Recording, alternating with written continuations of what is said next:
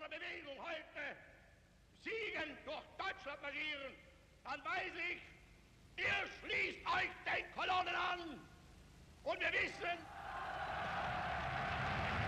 an uns liegt Deutschland, in uns marschiert Deutschland und hinter uns kommt Deutschland.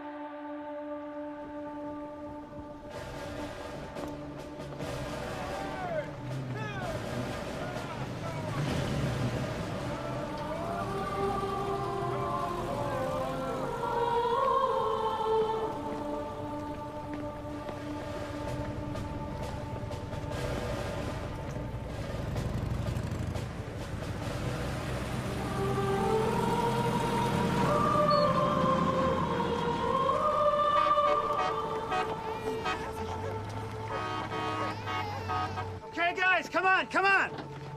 Separate the officers for interrogation!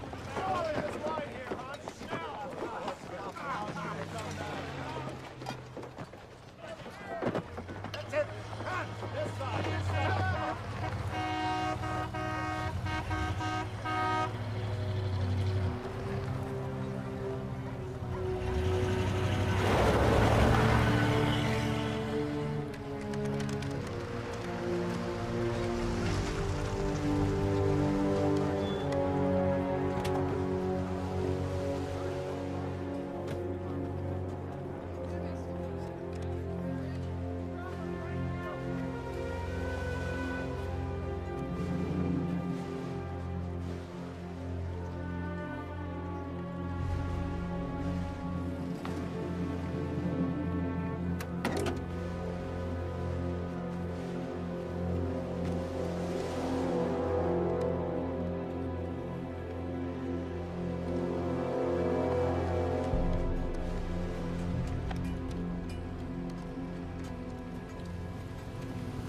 I'll be damned.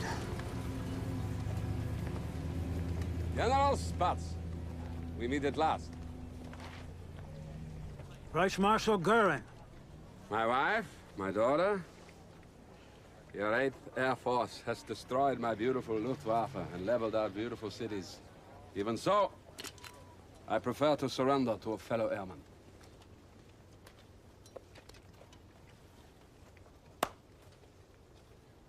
Gentlemen, may I?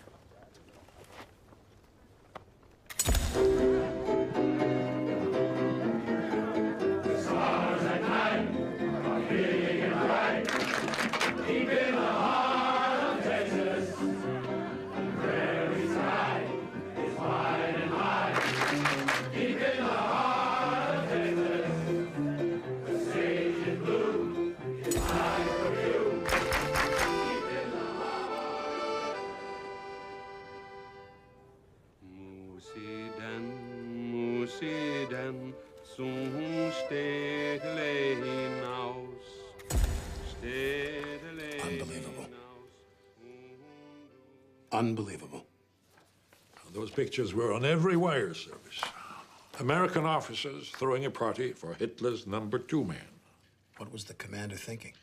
I'm told it's a code of honor among airmen that transcends politics. And brains, apparently. The commander was reprimanded. And Ike has ordered that Goering be treated no differently than any other prisoner of war. Excuse me?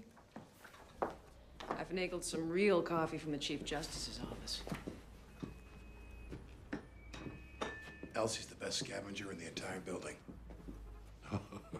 You shouldn't have gone to so much trouble. Oh, coffee's no trouble. Now a set of tires, that's another story. I still can't believe he's gone. For me, it was like losing a father. Truly.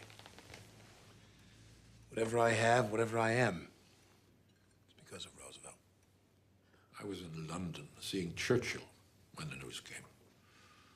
With the end of the war in sight, the president had sent me as his confidant to discuss a rather tricky subject. What to do with captured Nazi leaders.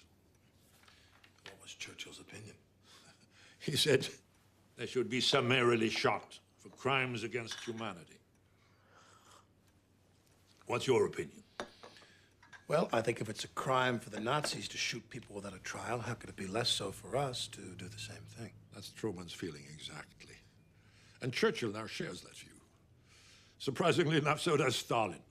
You're talking about a war crimes trial, which they attempted after the last war and it completely unraveled. Because it had no weight. But this will be an international tribunal comprised of the four powers, America, England, France, and Russia. President Truman wants the best prosecutor in the country, one with a reputation for being tough, but impartial. He wants you, Bob. I haven't prosecuted a case in years. President Roosevelt chose you for the Supreme Court because of your integrity as a prosecutor. That's why Truman has picked you for this, because he wants a fair trial, not a legal lynching. I like it right here, Sam. I mean, this would mean I would have to step down. Temporary leave of absence. You'll be back in 6 months, maybe 7. Is the president aware of the fact that I'm completely opposed to the death penalty? Yes. He's not concerned because he knows you'll do whatever is right.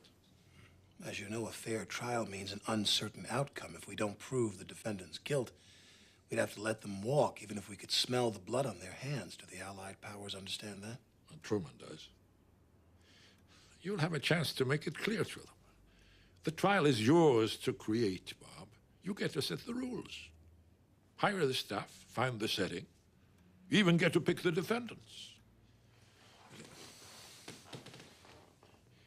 This trial could unravel, too, like the last attempt, if it is poorly planned, if it is unsound legally or morally. Or it could establish a basis for conduct among nations that would alter history for generations to come.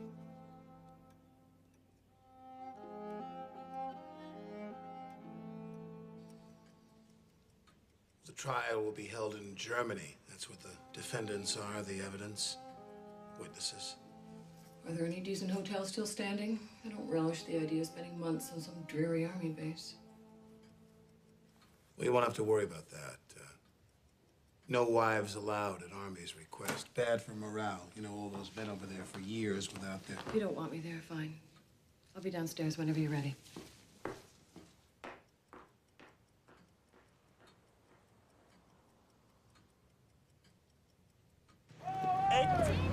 Minus 3. 15. Good. 15 plus 7. 22. Good. 9 times 9. Good morning, General Spatz. I'm afraid I have to ask you to get dressed and pack for travel. Where are you moving us? Only the Reichsmarschall. You're being transferred to Bad Mondorf. Well, you know, it's a very pleasant spa, but why must I go alone? Because that's where they're rounding up German war criminals. No! No, come on. No. I'm sorry about that. Get dressed, please. You must be brave. Very, very brave. Heather, you here?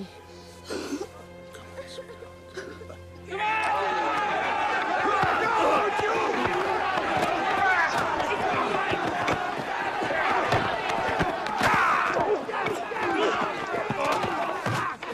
Know who you are. It's the Jew butcher of Krakow. And we've seen the camps, too. That cheap bastard! I must say I was lucky when the arms ministry was destroyed in an air raid in 1943. It rid me of useless paperwork and pencil pushers. Sir, what do you think was the single most effective thing you did during the war? When Hitler appointed me his Minister of Armaments, I threw out the military chiefs and turned to the professionals, industrialists and engineers. Then I borrowed the ideas of Walter Rathenau, the great Jewish chief of the German economy during the last war. Standardization of parts, the division of labor, and the maximum use of the assembly line. Thank you, Dr. Spear. Gentlemen, we'll now break for lunch. Albert Speer. Obviously, you are under arrest. What made you walk on us?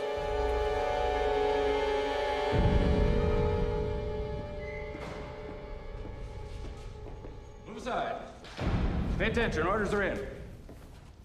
Now listen up. You'll all be taken to different places of detention. The following prisoners will go to Bad Mondorf as defendants in future war crimes trials. Step forward. Field Marshal William Keitel. Grand Admiral Karl Dönitz. Colonel General Alfred Jodl. Follow me. I haven't left Washington since before the war. I couldn't even remember how to pack. I was so worried about bringing half the things that we need for the office, I completely forgot half the things that I need. I have one set of nylons for the entire town, and they already have a run. I mean, I even traded ration coupons with my friend Lois so I could buy nylons. You are as jittery as a hen. What is the matter with you? I've never been up in an airplane before.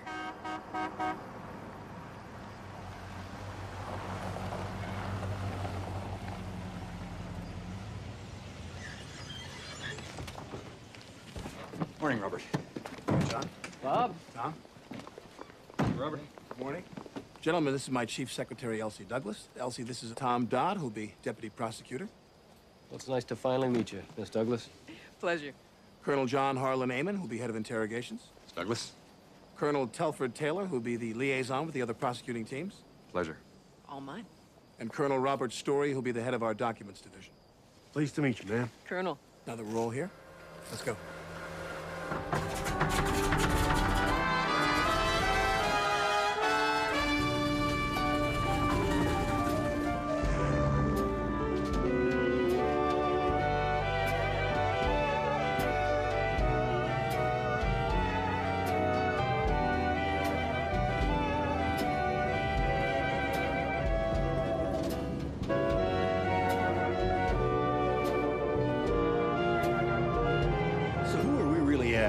Military leaders? Political leaders? Well, what about the bankers and the industrialists who funded the Nazis? What about the soldiers and civilians who actually carried out the atrocities? Can't put the whole damn country on trial. But we do need to suggest the scope of the crimes. I want this trial to be the first of many. Well, then how about choosing a symbolic figurehead from each category? We cover the whole spectrum. And that way, no one group gets off scot-free. Makes sense. If we win convictions, we can just keep right on prosecuting Nazis till the cows come home. But remember, we may also fail to win convictions, in which case some or all of the defendants could go free. I'm still wrestling with the validity of this trial. Crimes committed during war have never been called crimes. Let's focus on existing law. What existing laws did the Nazis break? Well, they broke peace treaties, border treaties, certainly Geneva Convention and Hague Convention. Right. Every time they invaded a country, they broke a law. My fear is that at the end of the day, when all is said and done, this trial will be perceived as nothing more than triumph of superior might. The winner is exacting punishment on the losers. Our task is to make sure that this is not the triumph of superior might, but the triumph of superior morality. We're in a very interesting position here. We're in a position to fashion a future in which aggressive war will be dealt with as a crime. Here, here.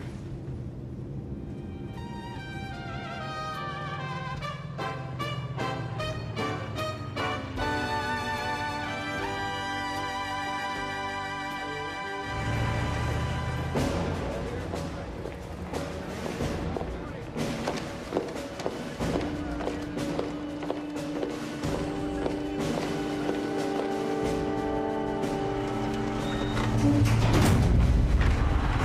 let's go. Move out, let's go. Over there. Line up over there. Come on, let's go.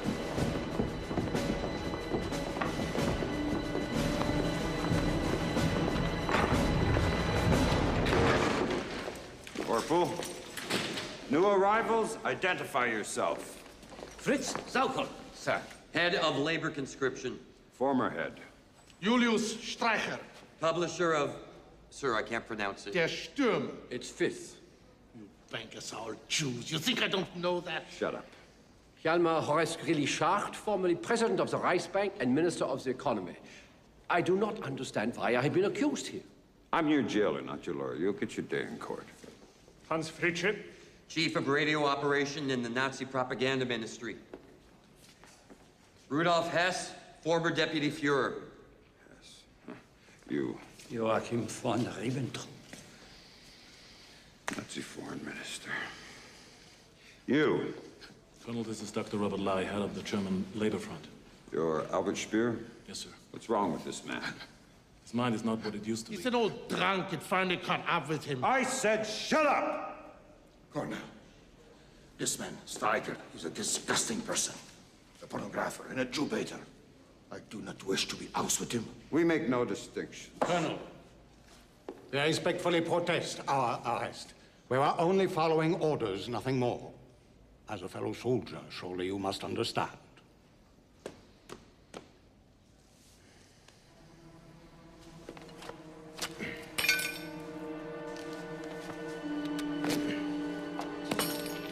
Now you're no longer a soldier. You are all war criminals. All of you. Lock them up.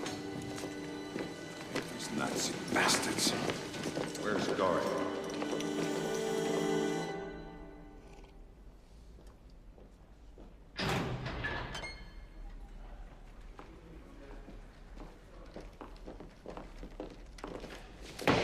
Reichsmarshal Hermann Goering, at your service, sir. You are in the United States Army stockade at Bad Mondorf. Did they tell you why you were here? Because we lost the war, and I assumed to be shot or hanged. That's up to the court. I've heard of this court. Its opinion does not concern me. The opinion of the German people, that is what really matters. Is that so? It is so. History will show that everything I did was for the greater German Reich. There will be statues of Hermann Goering all over Germany in 50 years. Little statues, perhaps, but one in every home. You're as fat as a house. Starting right now, I'm putting you on a diet. You will be mentally and physically fit to stand trial.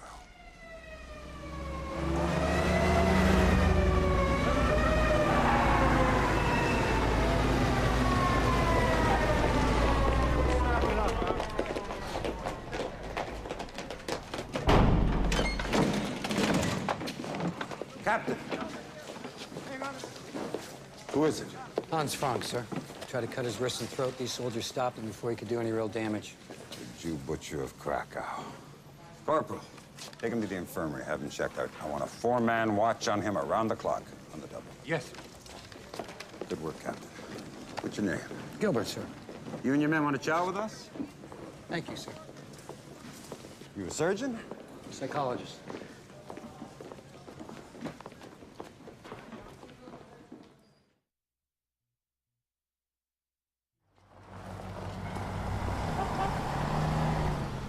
What we're faced with, or so it appears, is the secular equivalent of drafting the 10 Commandments. Now, each nation has its own criminal statutes, but for the world at large, none exist. None are necessary. We're trying war criminals whose guilt is unquestioned by the governments we represent. General, if we're going to have a trial, it must be based on law. It must be a fair It trial. must only determine degree of guilt and appropriate punishment. A completely fair trial with opposing counsel, direct examination, and cross-examination. Precisely. Before judges that act as referees. As in a sporting match? That is not the way it is done in my country. No, in France, lawyers merely help the accused prepare a defense. They have little role in the court itself. In the United States, a defendant is entitled to his lawyer's most aggressive representation. Yes, as in Britain. You would allow a man such as Ernst Kaltenbrunner, responsible for the Gestapo, concentration camps, for killing millions of innocent people, to stand before a court of law and declare himself not guilty? That is precisely 20 million of my people were killed by these fascist criminals. Half of them civilians, killed without mercy. How many died in Washington this way, Mr. Justice Jackson?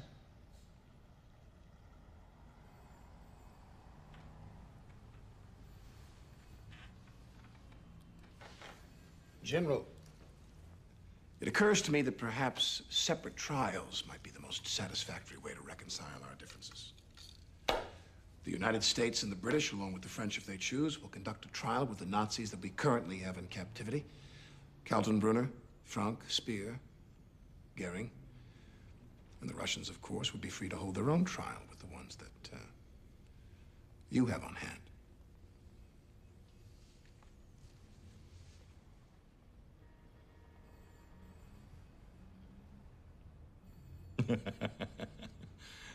There is no need to be so impulsive. We are, after all, allies. We must try to bridge our differences. Well, at least the prosecution's a unified group now, even if we did have to compromise with the French and let the judges be the jury. I must say, your neat little trump card turned Comrade General into a pussycat. Well, I didn't enjoy playing it. I didn't want to sandbag the poor guy. I would have preferred to convince him. Oh, your boy was quite convinced by your subtle reminder that we've got most of the big Nazi fish, while they only have a couple of minnows.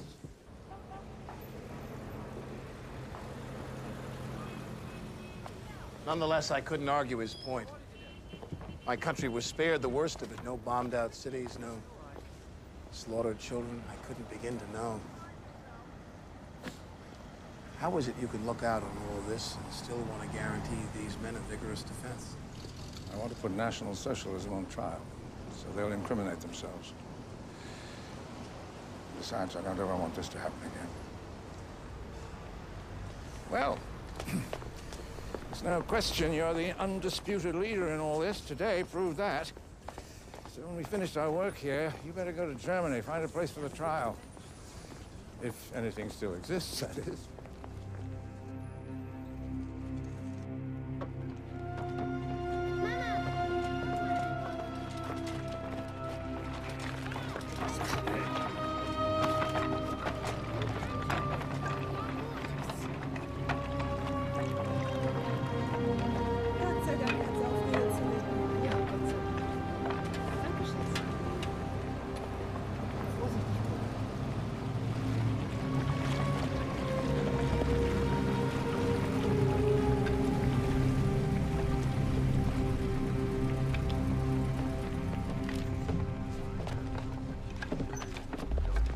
I can't believe this. My brother came here as a college student. I still have the picture book he brought me. It was nothing like this. This isn't even the same city. There were medieval bridges and gingerbread houses. This was also the site of some of Hitler's biggest rallies. Nuremberg was the spiritual center of the Third Reich. General Clay, what are the odds, really, of finding the housing we'll need for the thousands of people that will be attending this trial? Army guarantees it. Parts of the city were untouched by the bombings. There's hundreds of fine houses, some vacant, others whose owners are desperate for money. What's that smell? There's still around 30,000 bodies trapped under the rubble. Ready? Yeah. Follow me.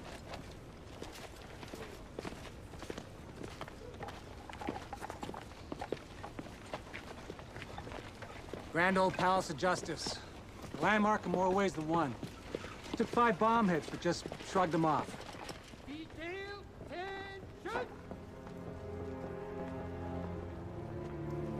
Courtroom's upstairs, offices, that whole wing there, and behind that wall, all the jail cells you'll need.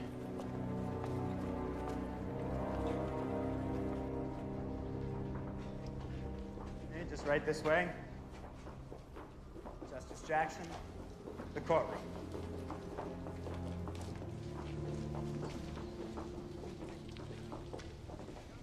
This is a mess. It'll take a lot of work.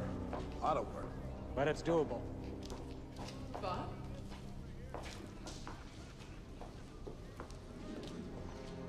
Ten Commandments. The Ten Commandments in the same building where the Nuremberg laws were decreed that deprived old German Jews of their rights. This is it. This is the place to hold the trial. Give me the word and I'll have General Patton move in 15,000 German POWs. Start cleaning up the whole city. I'm giving you that word right now. Captain Kiley, what do you think? Well, we'll need to double the size of the courtroom. Have to take out that rear wall and cut into the attic for a visitor's gallery. Saw some terrific seats in an old theater here. Great. Chandelier's gotta go. Fluorescent's more practical, and let's... Our Palace of Justice is going to see some justice once again. Sir, this was just forwarded from the base. Thank you very much, Sergeant. Fuchs. Morris Fuchs, Brooklyn, New York. Well, I knew it wasn't Wisconsin with that accent, Fuchs. Thank you. President Truman wants to appoint Francis Biddle as the American judge for the trial. Are you serious? But he already fired Biddle as Attorney General. Why would he do that? Guilt, maybe? Probably. I guess it's this instead of a gold watch. How do you feel about that? Well, read Truman's wording. Unless you have a problem with this, which means... Don't have a problem with this. Well, I've got to go back to Washington and brief President Truman anyway. I can stop in Philadelphia along the way and try to cajole Biddle into becoming a team player. When do we leave? I need you to stay here and set up our offices, find us a place to stay. Make those decisions without you? Oh, that'll be fine. I trust you.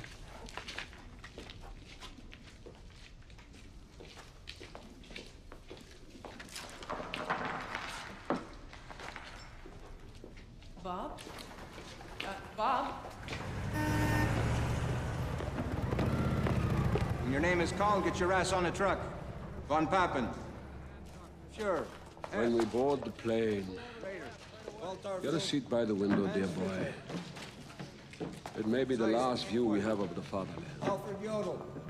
Von Schirach. Olmar Schack. Rosenberg. Von Neurath. Frick. Sockel. Albert Spear. William Kaiser. I couldn't face going back into private practice. Not after all those years in Washington. The nerve center of the country, the war. What is the current status in Nuremberg? Well, we're gathering evidence, choosing defendants. We've settled on 22 men. We've narrowed our targets to those who ran the concentration camps. Good thinking, splendid. The ones who gathered the slave labor as well as those that used it. Absolutely. Absolutely right. The judges will have a great deal of work ahead of them with the pretrial discovery. Yes, yes, yes. Well, of course, you'll be there to guide me through it. I'm thrilled, Bob. It's an honor. This means a great deal to me. Am I safe in calling the president and telling him that you've signed off on me? That I'm approved as chief American judge? I'll arrange your flight this week. We need you over there as quickly as possible. We need to gear up fast. The trial's in 1 month. We'll have dessert in Nuremberg.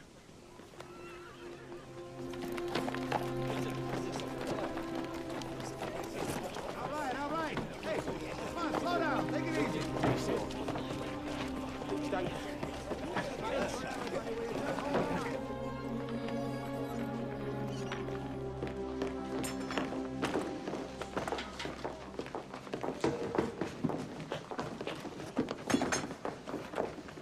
I've got to say, I find it a little unnerving walking past 300 German POWs carrying pickaxes. That's why you got a bodyguard. Just let one of them try and mess with you. You want the desk sideways? No, light from the side gives him a headache. Well, you really take good care of this guy. Well, it's my job. That's fine. Perfect. Oh, could you please find Captain Kiley? I want to know if the filing cabinets are ready. Sure thing.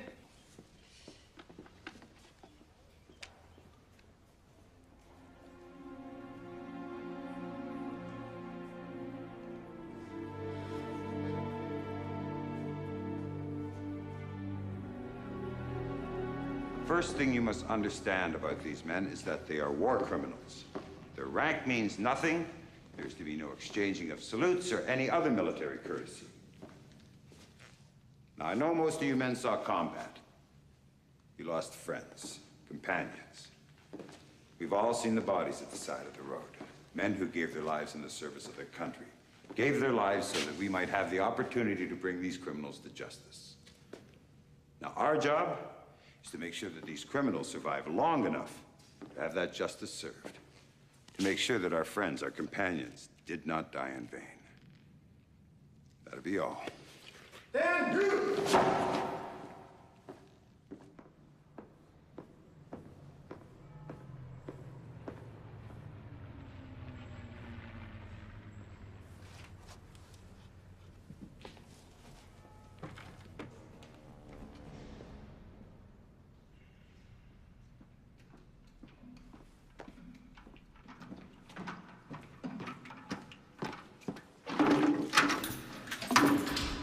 On your feet. Swab yourself. I beg your pardon? Der bucket and der mop. Use them.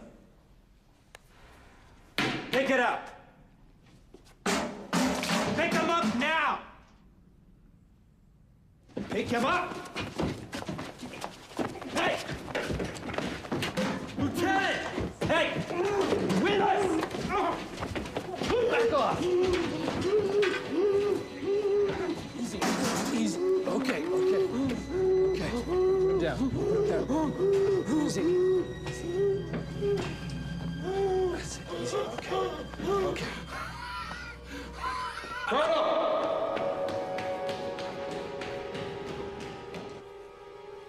Doctor? He'll rest now. His heartbeat was up to almost 300 beats a minute. Could have led to heart failure. That's just great. That's just what I need. To lose the biggest bull in the roundup. Lieutenant. Wheeler, sir. I'm making this man your personal responsibility. He is not to exert himself. God is my witness. He will be in the best of health when they hang him. Yes, sir. Yes. Lieutenant Ayres, with your permission, I shall call you Lieutenant. That's fine, sir. Good. Huh.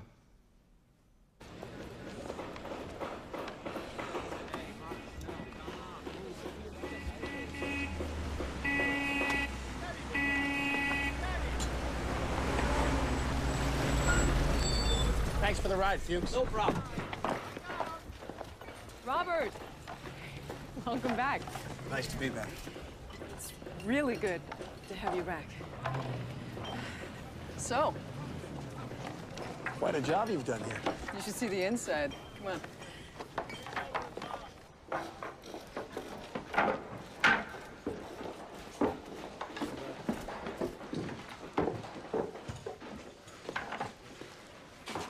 Excellent. Excellent work. Captain, Kylie. What's your background, Kylie? Couple of architecture classes, never got a degree. Neither did I. Are you serious? You're a justice of the Supreme Court. You know, I practiced law for 20 years with only a single year of law school under my belt. Things were a lot easier back then. Shouldn't go around giving away your secrets. I won't tell if you won't tell. How are we making out with these gizmos for the simultaneous translation? IBM's sort of inventing the process as we go, sir, but we'll be ready for you. I promise. I don't doubt that. Excuse me. Question is, will we be ready? The whole team's waiting in your office. They'll fill you in. I missed you. I missed you, too. You know, when I was home, I couldn't find a phone number, I couldn't find a document. Well, now you won't have to worry about that. I'll take Gary. Should be fun. Tom, I'd like you to do Spear.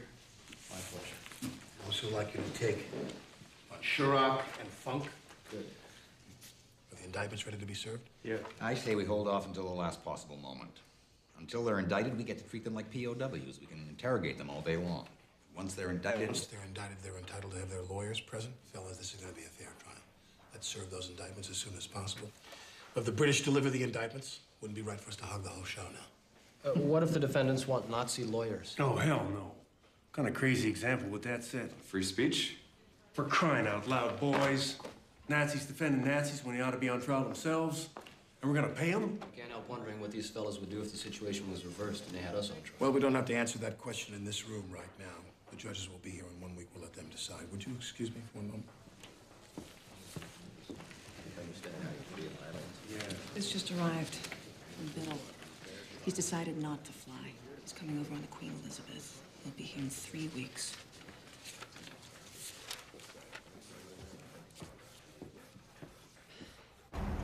I'm a bit surprised at Biddle. I'd never seen a man so hungry for approval. Well, yeah, but then you approved him, Bob. I did learn a lesson there, didn't I? And how I hate learning lessons. Don't you think this is a little bit excessive? I got it for a really good price.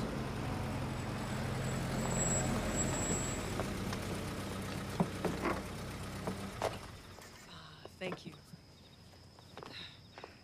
Justice Jackson, meet Frau Hassel and Herr Hassel. Willkommen. How do you do? I have lived 5 years in America. Oh, well, it's a pleasure to meet you, Frau Hassel. Please come in. Follow me, bitte, bitte. I will prepare dinner, something light perhaps at this hour. Thank you. Light means 5 pounds of lard in the dumplings instead of 6. So who owns this place? Some banker who no longer owns a bank. I think we're his only source of income now. Come on. Oh, thank you, Herr Hassel. I'll do that. Dankeschön.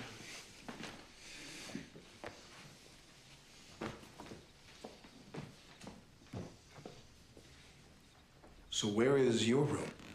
Upstairs. It's a cute little attic apartment type thing. Is it all right? Well, it's nicer than what I have in Washington, Bob. Well, I haven't seen what you have in Washington. Oh, God, I am so bushed. Just hold on till dinner. Would you like a drink? No, maybe later on. Oh, don't do that. Oh, I've arranged a little breakfast meeting with the team tomorrow morning. Good, good. Just to go over some of the finer points. Mm-hmm. Wow, you sure pack well, Bob.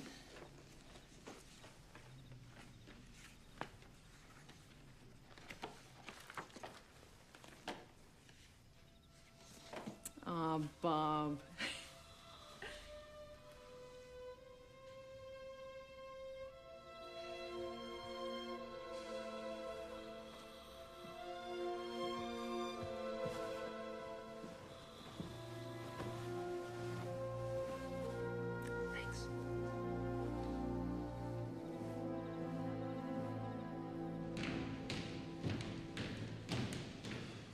Start with this one.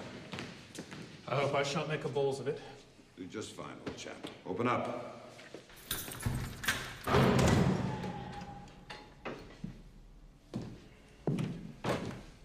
Good morning. I am Major Neve. I'm the officer appointed by the International Military Tribunal to serve upon you. Wait. You're British? I am. Finally, a civilized man. Neve. Neve. What is your given name? Airy. Airy. Major Airy Neve. I have heard this name before. Airy, like the wind. Why would I have heard this name? I was captured, tortured by the Gestapo, and escaped twice. Ah, I see. You've earned your given name. I am the officer appointed by the International Military Tribunal to serve upon you a copy of the indictment in which you are named as defendant. I am also here to advise you as to your rights to counsel. I care nothing for lawyers. You can find one for me, Major Airy of the Wind. We're men of culture. We both know the truth. The victors will always be the judges. The vanquished, always the accused. Yes?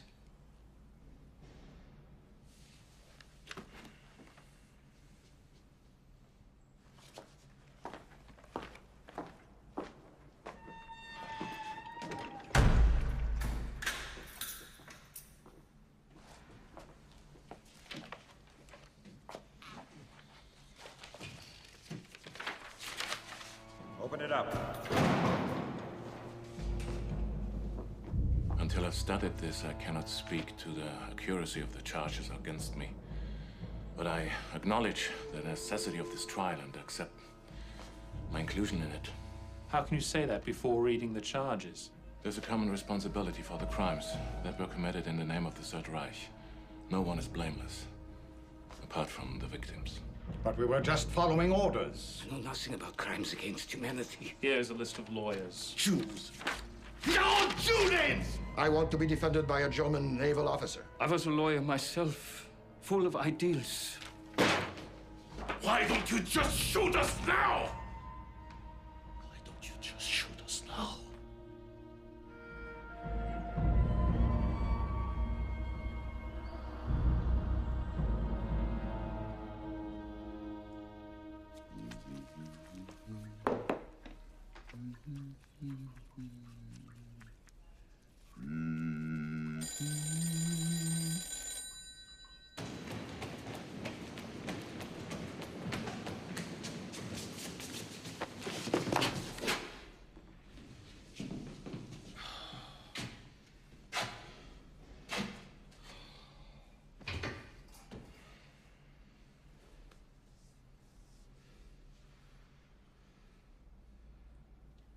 I want a guard posted at the porthole of every cell. They're to be watched around the clock. I will not have them taking the easy way out.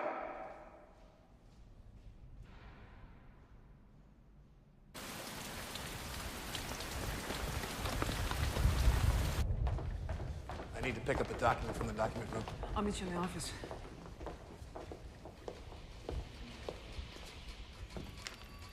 Find any directives on Polish slave labor? Oh, take your pick. You know, there's something peculiar about the German character that makes them keep detailed records of every damn thing they do. It's downright perverse. The Nazis put into writing every criminal thought they ever had and every criminal act they ever did. Right here in this room is enough evidence to hang half the country. I'll settle for 21 clean convictions. Yeah.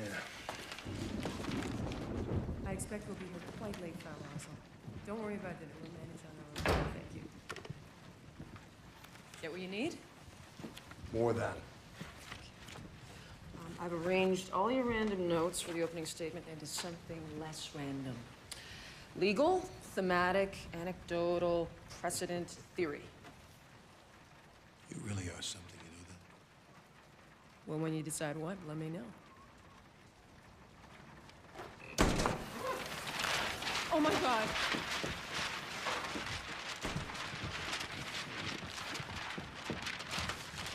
Oh, I don't believe this.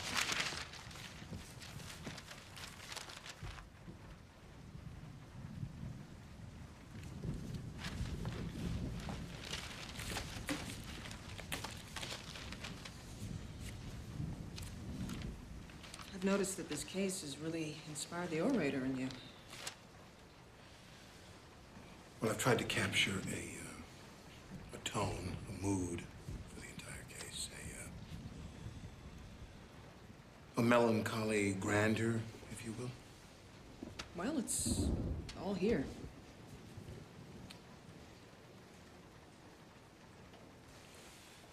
You have something right here.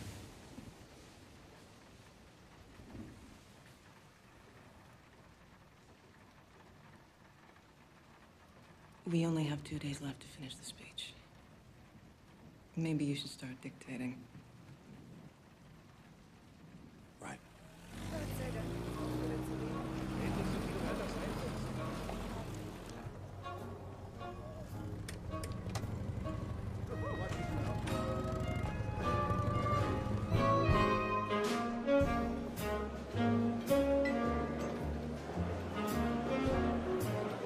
This simultaneous translation business, like taking a room in the Tower of Babel.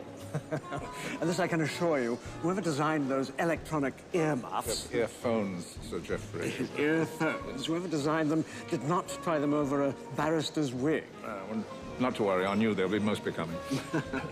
They changed my style a little, I think. Who's that over there? He's a psychologist.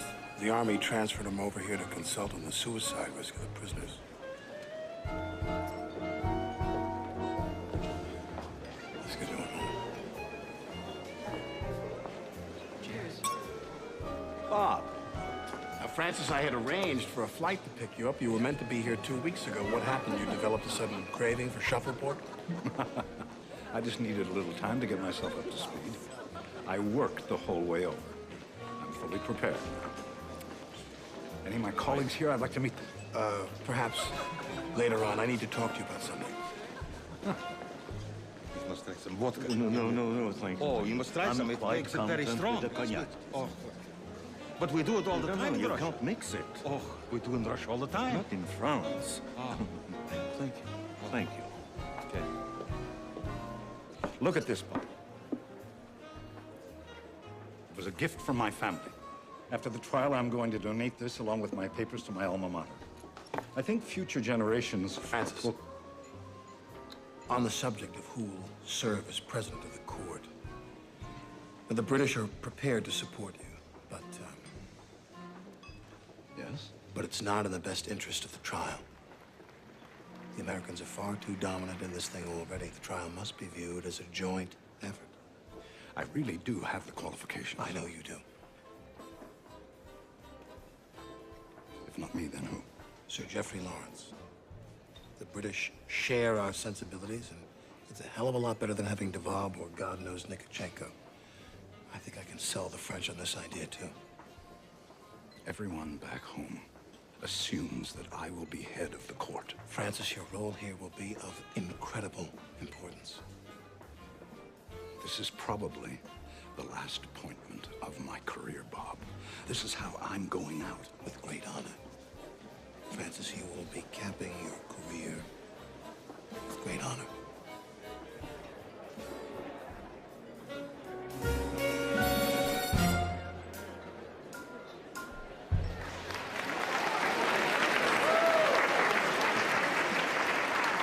Now that Lay's done himself in, who should we get to replace him in the dock? It's not a Broadway show, Johnny. We don't just bring out an understudy. We've still got 21 left. 21's a good, solid number. Boys, they're coming back. Ooh, Biddle doesn't look too happy. Well, can you blame him? Gentlemen, if I may, I'd like to introduce Judge Francis Biddle. Sir Geoffrey Lawrence. I'm delighted to do so. Judge Devab. David Maxwell Fife.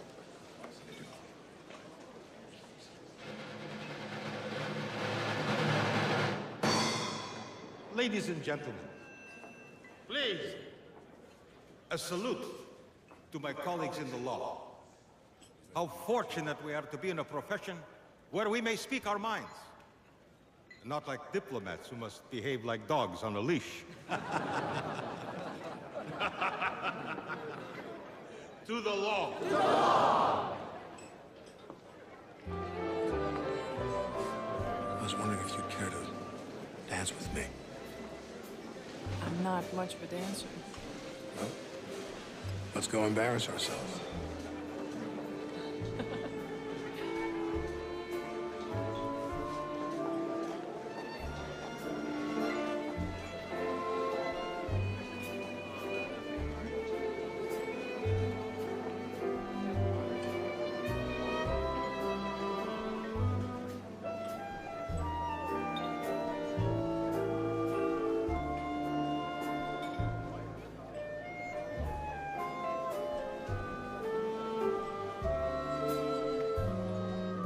It's my opinion head shrinking has no place in this man's army.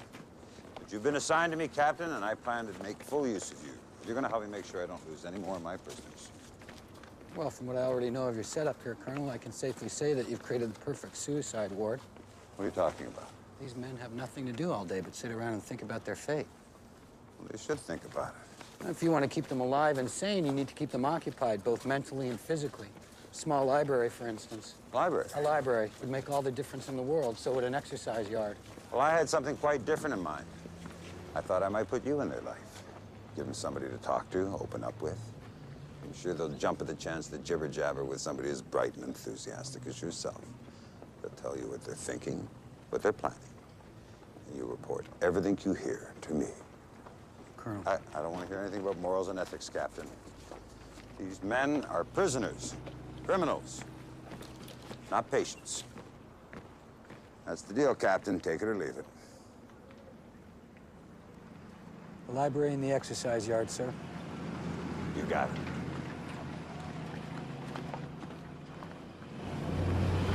place is worse than I expected. What a nightmare. Where do we pick up our press passes? The Palace of Justice. What's the metal bar in the front of the Jeep do? Works like a knife to cut the wires that Germans string across the road at night. Several GIs have already been decapitated. Lovely. Here we are, gentlemen. I'll take your bags to the hotel. All right, thanks a lot, buddy. See you around. Press credentials ready to show. You will be given press passes and transferred to assigned lodging. Get in line, gentlemen, get in line! Check this out.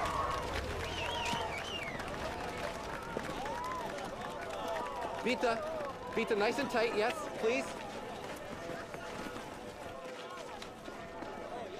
Das ist Dankeschön. Berlin, Berlin, die ewig junge Stadt, das ist Berlin, Berlin, die meine Liebe hat, genau im Mittelpunkt der Welt, hat sie der Herrgott hier gestellt. Du mein Berlin, Berlin, du Perle an der Spree, der dich es...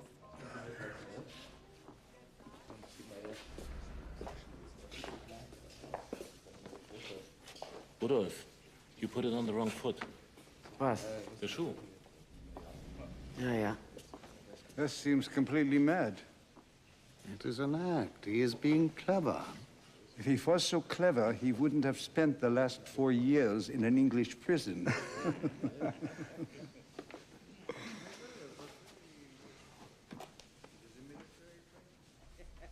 I turned my diaries over to the Americans, voluntarily. You see, they proved that I tried to resign as Governor General of Poland.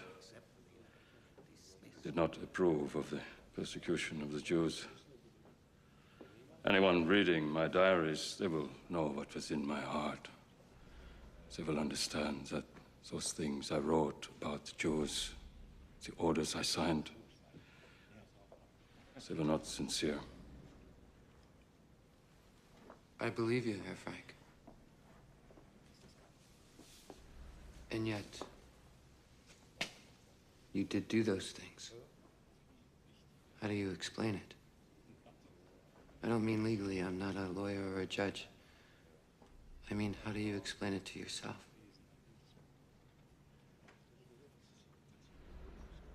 I don't know.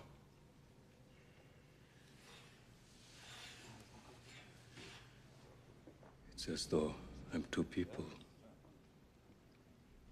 The Hans Frank you see here, and Hans Frank, the Nazi leader. I wonder how that other Frank could do those things. This Frank looks at that Frank and says, "You're a terrible man." And what does that Frank say back? He says, "I just wanted to keep my job."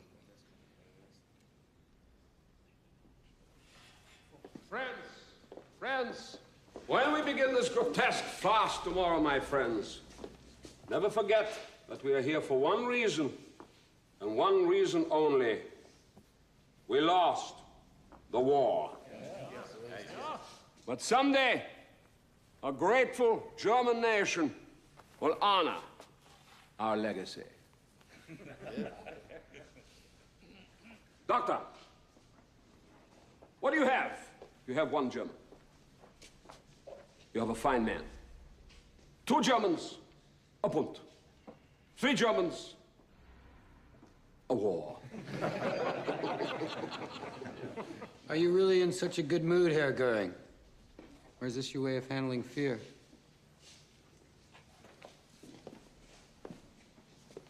Fear? What do I have to be afraid of? I've ordered hundreds and thousands of men into battle, knowing full well that not many would return. Why should I, their leader, tremble when called upon to face the enemy? I know that I am a condemned man. That is of no consequence. There is still work to be done. And mark my words, it will be done. 1 Englishman, an idiot. 2 Englishmen, a club. 3 Englishmen, an empire. I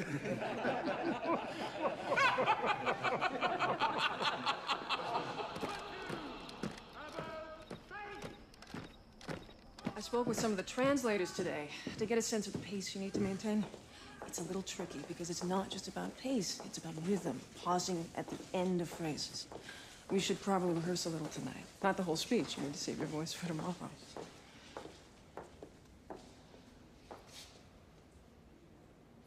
This is unbelievable.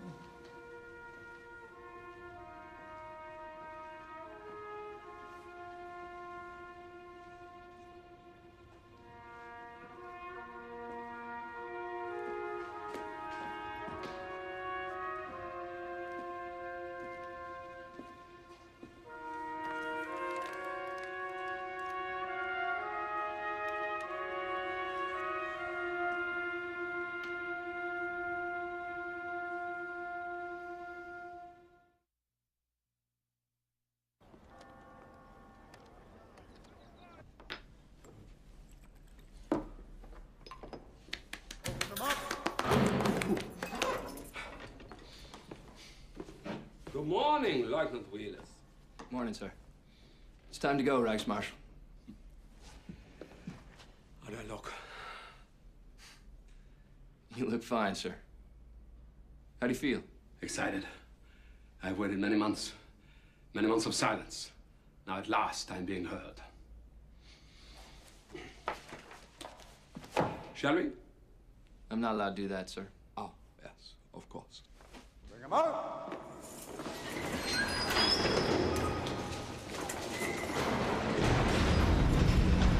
Puff him up!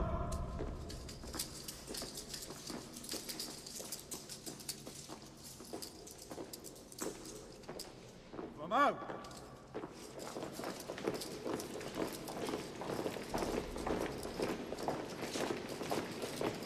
All right, Sergeant. Search the cells.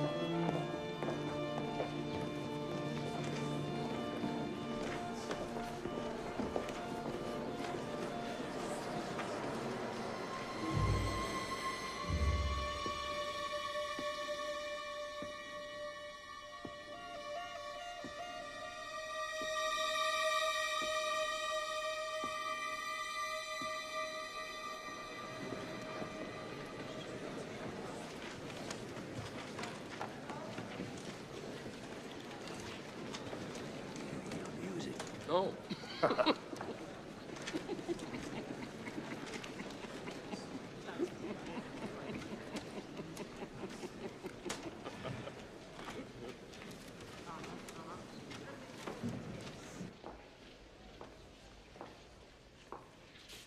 Sir Geoffrey, with my respects. Bless you, Pedro. After you.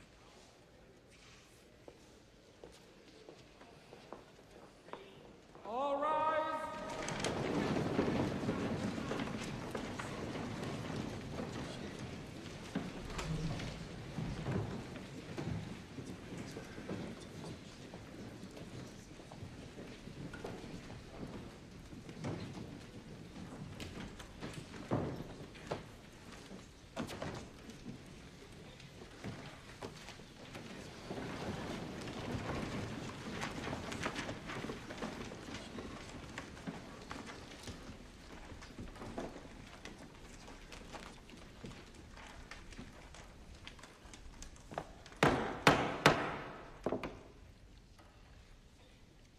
This trial, which is now to begin, is unique in the annals of jurisprudence. The defendants, all having been served with copies of the indictments, are now to enter their pleas. Hermann Göring. I have a statement which I will now read to the court. The defendants are not to make a speech. They are only to enter a plea. I declare myself, in the sense of the indictment, nicht schuldig, not guilty. Rudolf Hess. Nein. Nein. Record that as not guilty. Joachim von Ribbentrop. Nicht schuldig. Wilhelm Keitel. Nicht schuldig. Ernst Kaltenbrunner. Ich bekenne mich nicht schuldig. Alfred Rosenberg. Nicht schuldig. Hans Frank. Nicht schuldig. Wilhelm Frick. Nicht schuldig. Julius Streicher. Nicht schuldig. Walter Funk. Nicht schuldig. Hjalmar Schacht. Nicht schuldig. Karl Dönitz. Nicht schuldig. Erich Raeder. Nicht schuldig. Baldur von Schirach. Nicht schuldig. Fritz Saukel. Nicht schuldig. Alfred Jodl. Nicht schuldig. Franz von Papen. Nicht schuldig. Arthur Seyß-Inquart. Nicht schuldig. Albert Speer. Nicht schuldig. Konstantin von Neurath. Nicht schuldig. And Hans Fritscher. Nicht schuldig. All the pleas have now been entered. Justice Jackson, your opening address, please.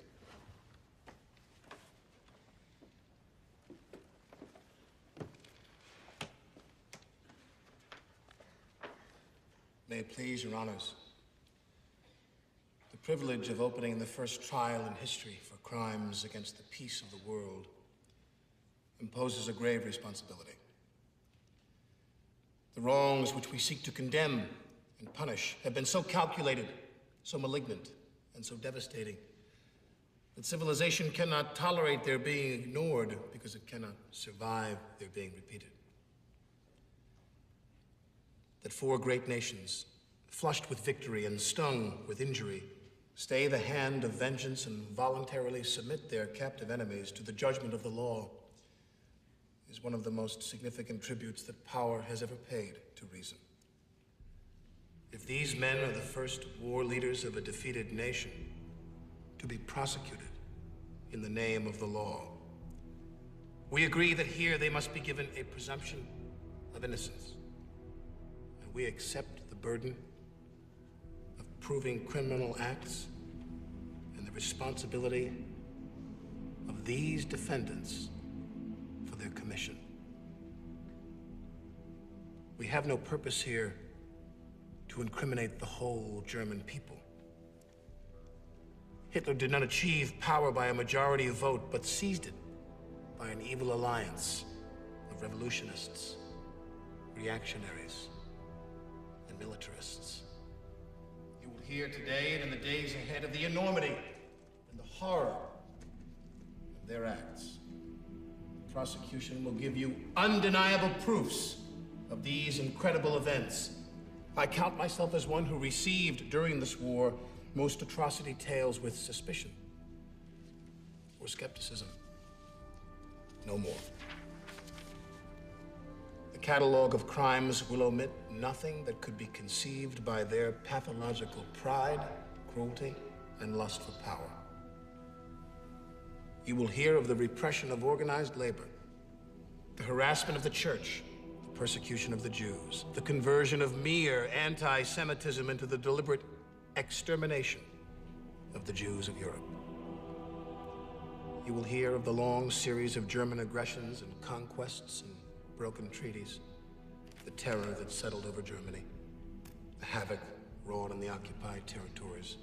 And you will know that the real complaining party at your bar is civilization. Civilization asks whether law is so laggard as to be utterly helpless to deal with crimes of this magnitude by criminals of this order of importance. It does not expect that you can make war impossible. It does expect that your juridical action will put the forces of international law, its precepts, its prohibitions, and above all, its sanctions, on the side of peace, so that men and women of goodwill in all countries may have leave to live by no man's leave, underneath the law.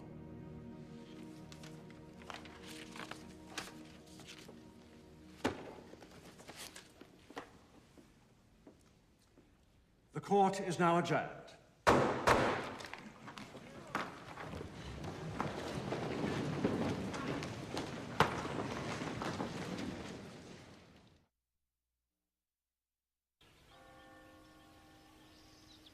Jackson's speech, pedantic. Tiresome lot of nothing. I nodded off twice. Well, the food is better today. You think they'll feed us like this every day? They always feed you well before they hang you. Yeah, that's so true. They can't hang us. We're soldiers. They have to shoot us. Please, stop this talk. We must concentrate on our defense. If we're not going to eat, Frank, give it to me. It's a crime to have such good food. Look what they have done to your beautiful city. Nuremberg is not mine. But it was. Was anything ever more extraordinary than the Parteitag you stage here every September?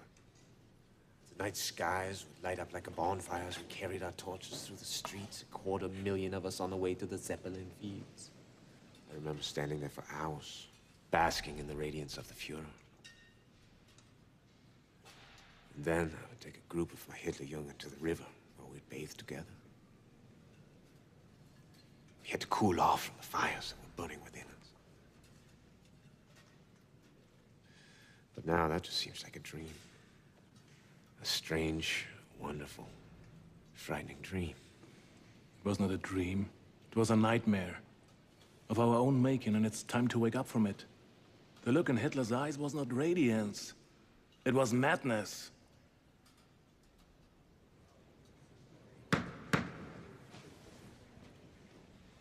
Is the British prosecution ready? Yes, indeed we are. Your Honors, with your permission, I wish to read from a sworn affidavit by one Hermann Friedrich Graeber, a German construction manager who, in a civilian capacity, was employed by the German army in occupied Ukraine from 1941 to 1944. On several occasions, he observed the mass murders of local Jews committed by the SS or Schutzstaffel, the Nazi party's police and security organization. One such occasion, he writes, took place on October the 5th, 1942, near the city of Dobno. That morning, Herr Grebe was informed that all 5,000 Jews from that city were to be taken by SS trucks to a place near his building site, where they were to be shot and buried in large pits. He continues. Thereupon I drove to the site and saw near it great mounds of earth. Several SS trucks stood in front of them. I heard rifle shots in quick succession coming from behind one of the earth mounds. Those who had just got off the trucks, men, women, and children of all ages, had to undress upon the order of an SS man who carried a whip. All these people had the regulation yellow patches on their clothes and thus could be recognized as Jews. And without screaming or weeping, these people undressed, stood around in family groups, kissed each other, said their farewells. I watched a family of about 8, a man and a woman with their children and 2 grown-up daughters. An old woman with snow-white hair was holding the youngest, perhaps 1-year-old, in her arms and singing to it and tickling it, and the child was cooing with delight. All the people around were looking on with tears in their eyes. The father was holding the hand of a boy about 10 years old and speaking to him softly.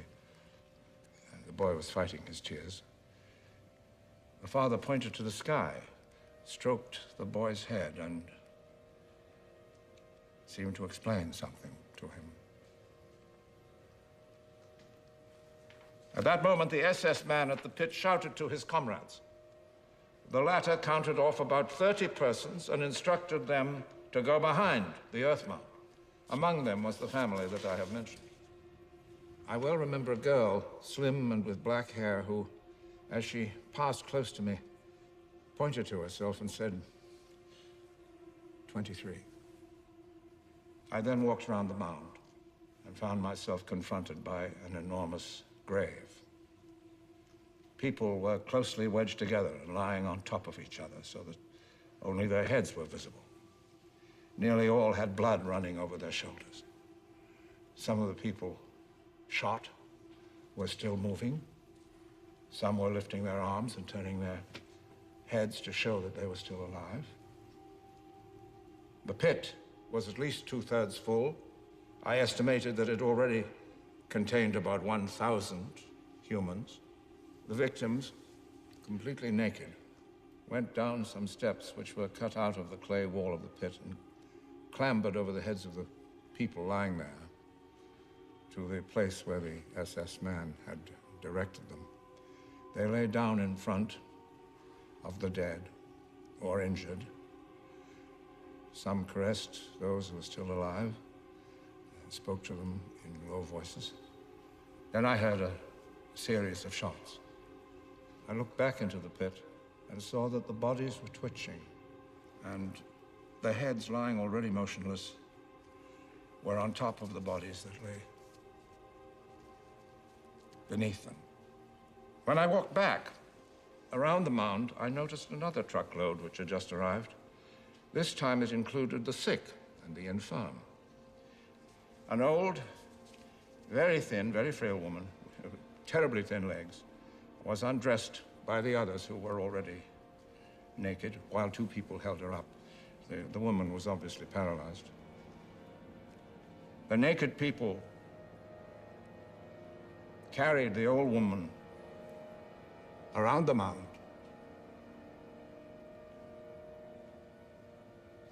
and the shooting continued.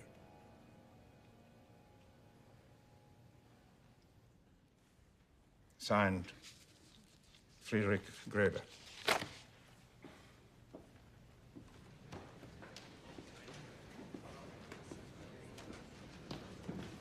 Did any of you ever hear of this Graeber?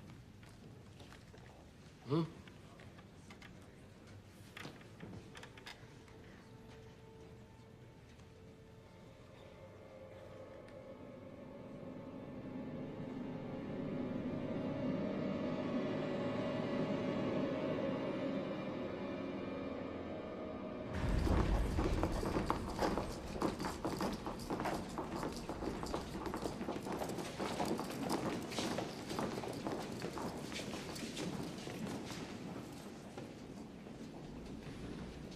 Rough day, Reichsmarschall? On the contrary, we had an excellent lunch, nice view of the city. And in the courtroom, we had the best seats in the house. Cuffs off! They go on about this Graeber person. It doesn't concern us. We were not even mentioned. You must have very little evidence against us. I always suspected the British prosecutor was a Jew. Now I am sure of it. Shut up, psycho! Please don't be so naive. We're on trial. Of course they're going to say terrible things about us. They have not even begun. Lock him up! Happy dreams, Lieutenant. Good night, Reichsmarschall.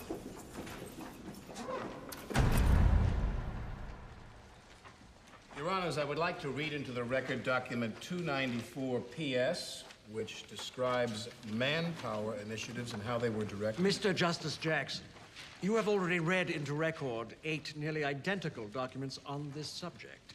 Do you really feel it necessary to introduce a 9th? I do. Yes, Your Honor, I do. Very well. Please continue. Document 294 PS begins as follows. Lieutenant, I have come to the conclusion that the sentences are already being carried out.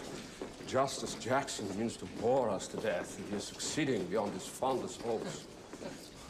Now the Fuhrer, what a speaker. At a rally here in Nuremberg, he held an audience of 250,000 people in the palm of his hand for an entire afternoon. As legal strategy, your documentary approach has been unassailable. But as drama, it is, I regret to say, absolutely stultifying. Well, as you know, it's not meant to be an entertainment. It's meant to be a trial. And it's ours to lose. A trial is a show, Robert. And like it or not, it's a show. And those four learned men sitting on the bench are as impressionable as any audience. You're pushing for witnesses? Witnesses will give this trial a human face. One compelling witness can outweigh a ton of documentary evidence.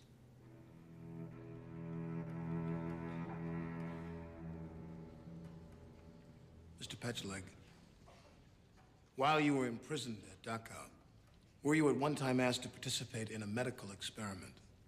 Yes. And the Nazi doctor who supervised that experiment, Dr. Rascher, did he ever explain to you its purpose? He said the Luftwaffe had a problem, that its pilots shot down over the North Sea often survived the crash into freezing waters, only to die later after being rescued. The purpose of the experiment was to prevent these deaths. And what experiment did he devise? First, I helped to strip other male inmates naked and put them into water tanks. You were forced to do this to fellow inmates? Yes. And then? Then we added large pieces of ice.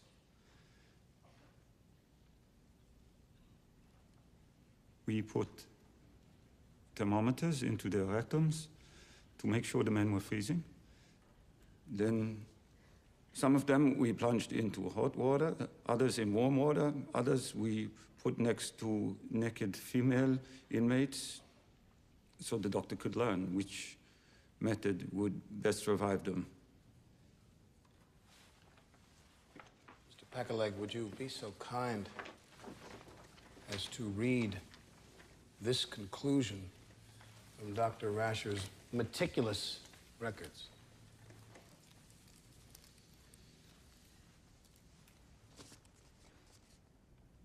Rapid rewarming was in all cases preferable to slow rewarming because after removal from the cold water, the body temperature continued to drop rapidly. Rewarming by animal warmth was too slow. Thank you. Mr. Petcheleg, do you recall whatever became of the subjects of Dr. Rascher's experiments on behalf of the Luftwaffe?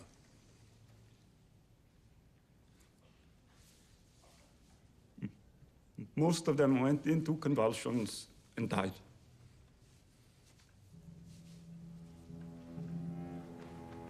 Thank you. In 1942, I was arrested, interrogated, and then ordered to sign a false confession. I refused. The German officer threatened me. I told him, I'm not afraid of being shot. He said, we have means at our disposal that are far worse than being shot. Please continue, madame. Soon afterwards, I found myself packed with 230 other French women in a SEAL train on our way to Auschwitz. A SEAL train? No food, no water, nothing. At Auschwitz, the trains ran almost all the way to the gas chamber. They unsealed the cars, and the soldiers let everyone out. I saw men, women, children, old couples forced apart from each other. mothers made to abandon their children. None were aware of the fate that awaited them. Those selected for the gas chamber were immediately driven to a red brick building. I saw my friend, Annette, on that truck. She called to me. Think of my little boy if you ever get back to France. Then she put her arms around another Frenchwoman, and they began singing La Marseillaise. One night, we were awakened by horrible cries. The next day, we learned that the Nazis had run out of gas, and the children had been thrown into the furnaces alive. Of the 230 women on that train, how many returned from Auschwitz? 49. Thank you, madam. You're excused.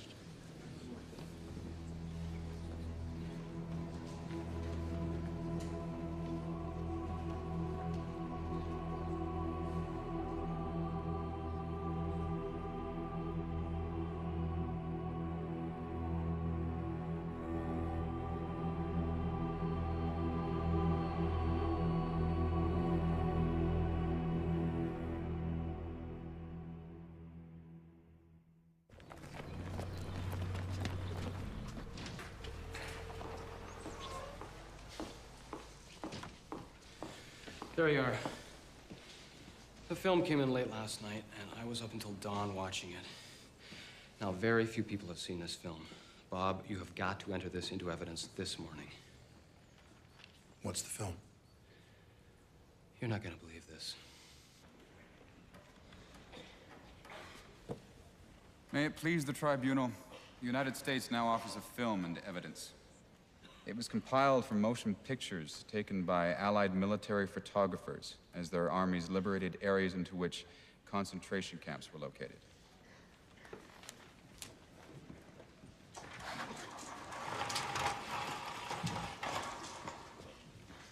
Go.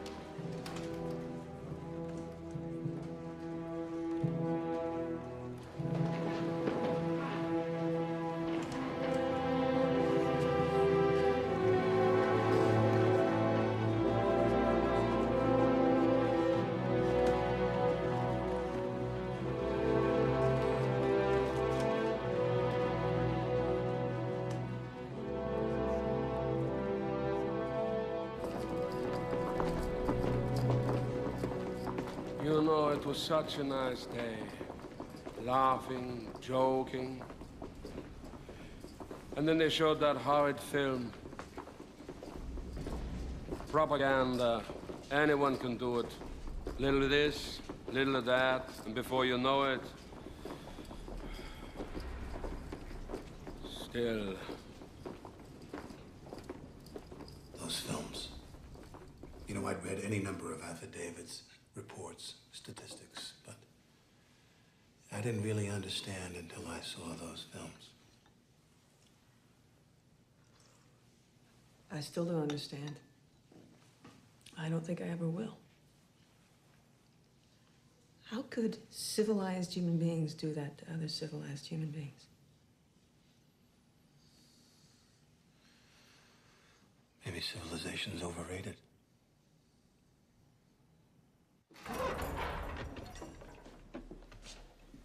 Good night, Lloyd. Good night, Reichsmarshal.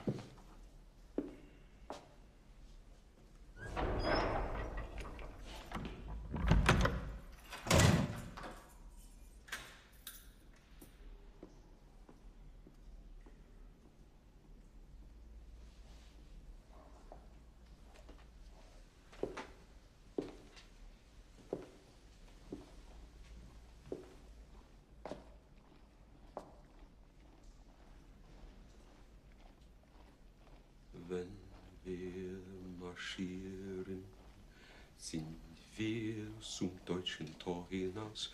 Schwarzbraunes Mädel, du bleibst zu Haus ein darum Mädel, Mädel, wink, wink, wink, unter einer grünen Lierlind sitzt ein kleiner Fink, Fink, Fink, ruft nur immer Mädel,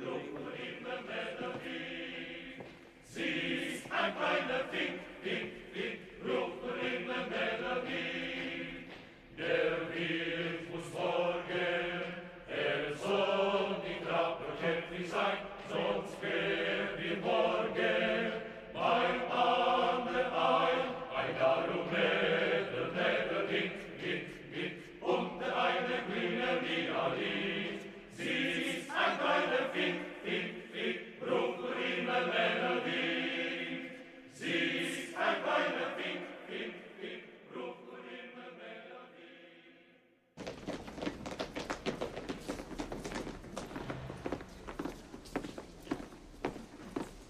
Speer, help me understand what I witnessed today in the dining room. Goering's ability to dominate and intimidate without possessing a real shred of power. Yes. Well, how do you explain that? Habit. Instinct.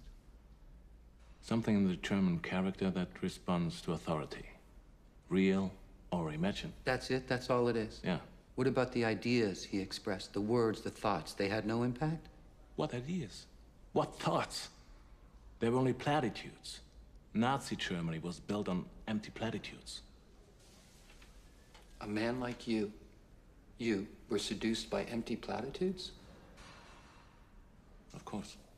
Because you can hear in them any meaning you want.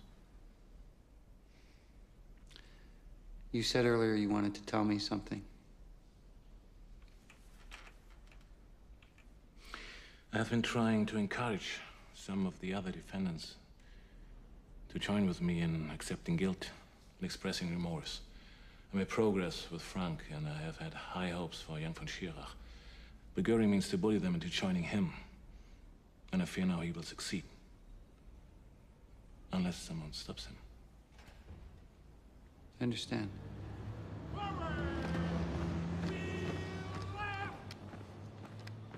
All right.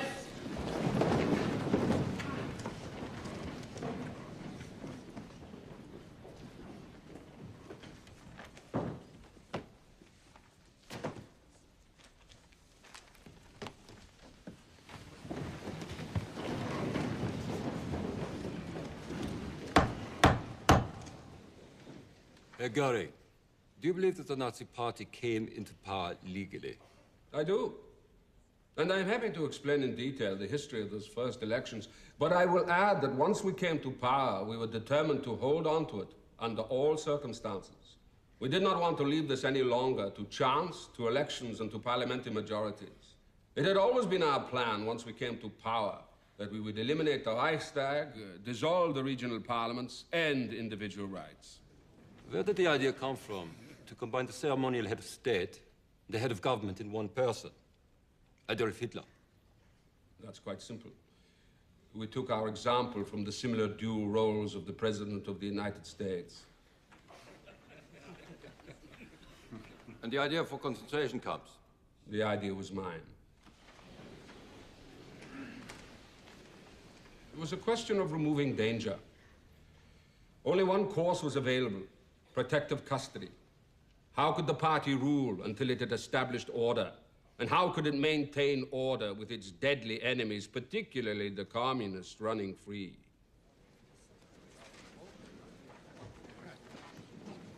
No further questions.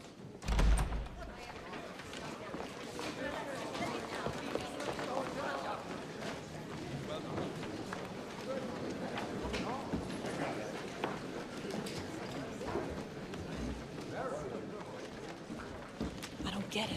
He's tightening the noose around his own neck. I don't think he really cares. He's got bigger fish to fry. This guy is talking right over the heads of the tribunal and directly to the German people. I suggest that you isolate Goering from the other defendants while they're not in the courtroom.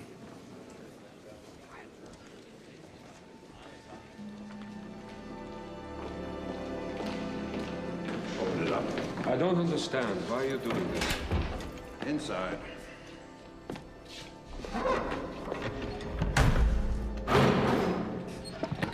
Me? I'm just following orders.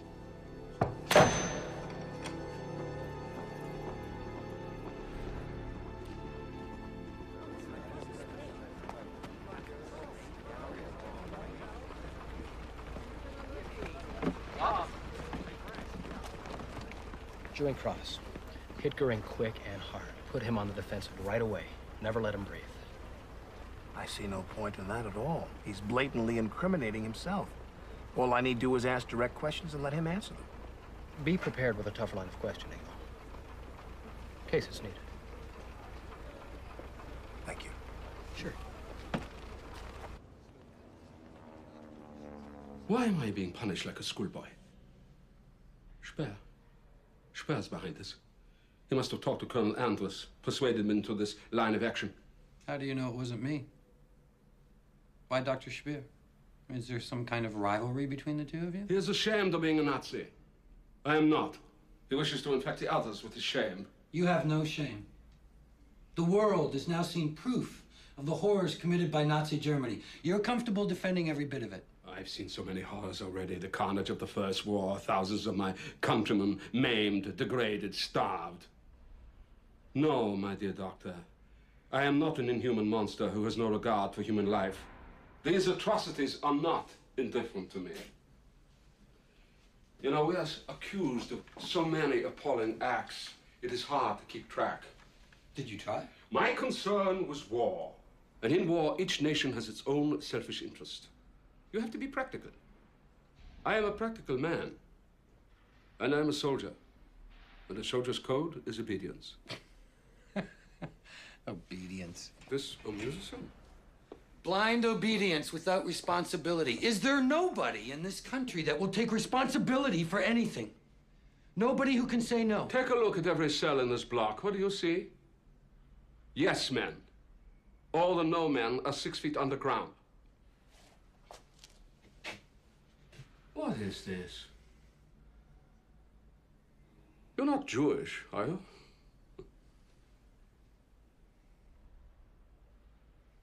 Yes, I am.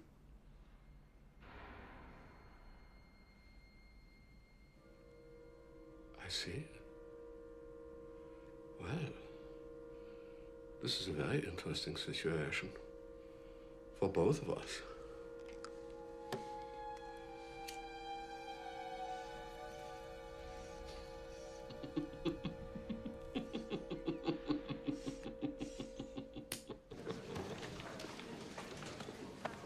Good luck, old boy.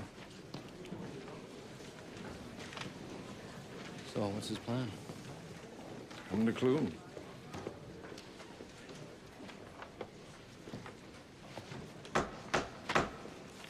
Will the witness repeat this oath after me? I swear by God, the Almighty and Omniscient. I swear by God, the Almighty and Omniscient. That I will speak the pure truth and will withhold and add nothing. That I will speak the pure truth and will withhold and add nothing. Mr. Chief Prosecutor?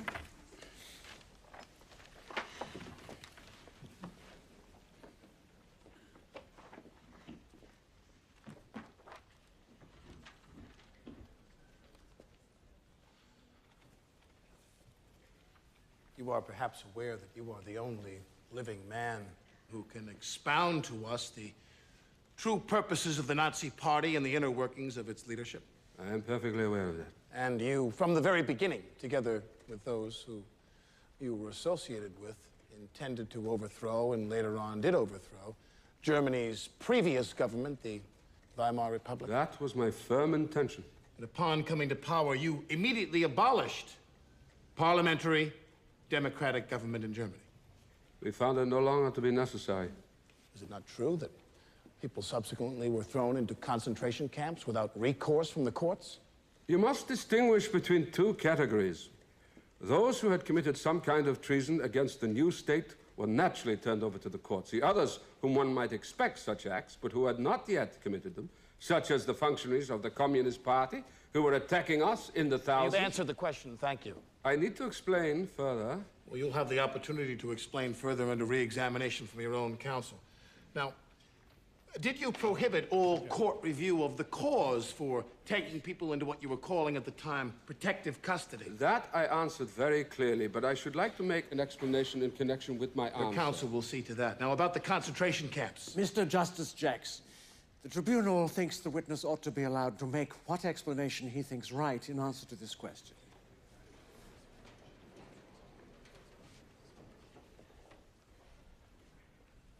The tribunal thinks that you should be permitted to explain your answer now, and it will listen to that explanation.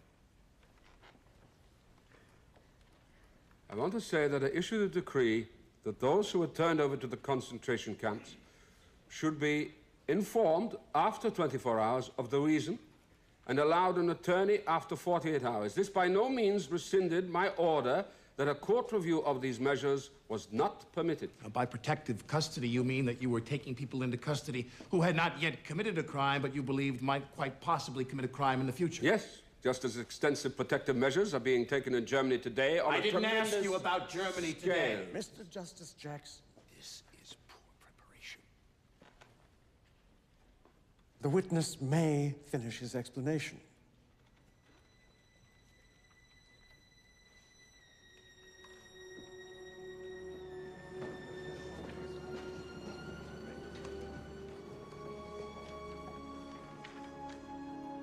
You say that you were against the attack on Soviet Russia, yet you gave no warning to the German people.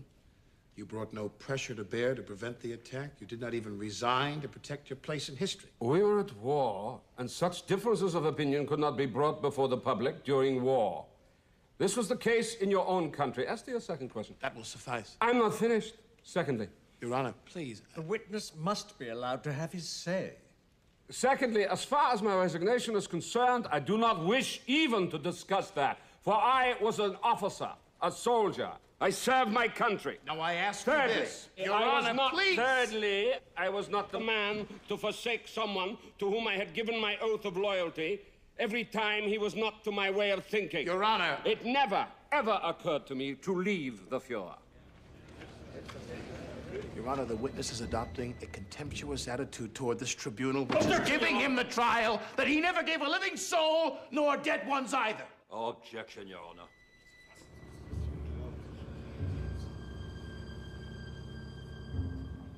I'm ready for the next question.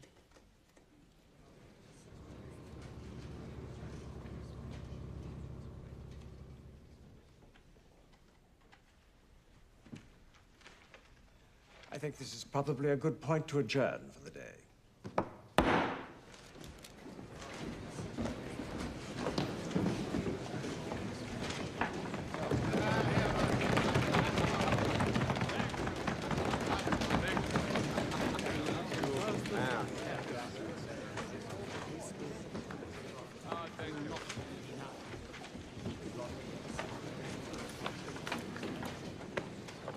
Tough calls from the bench. Well, it's only round one. Think you need anything? Don't forget, I'm here.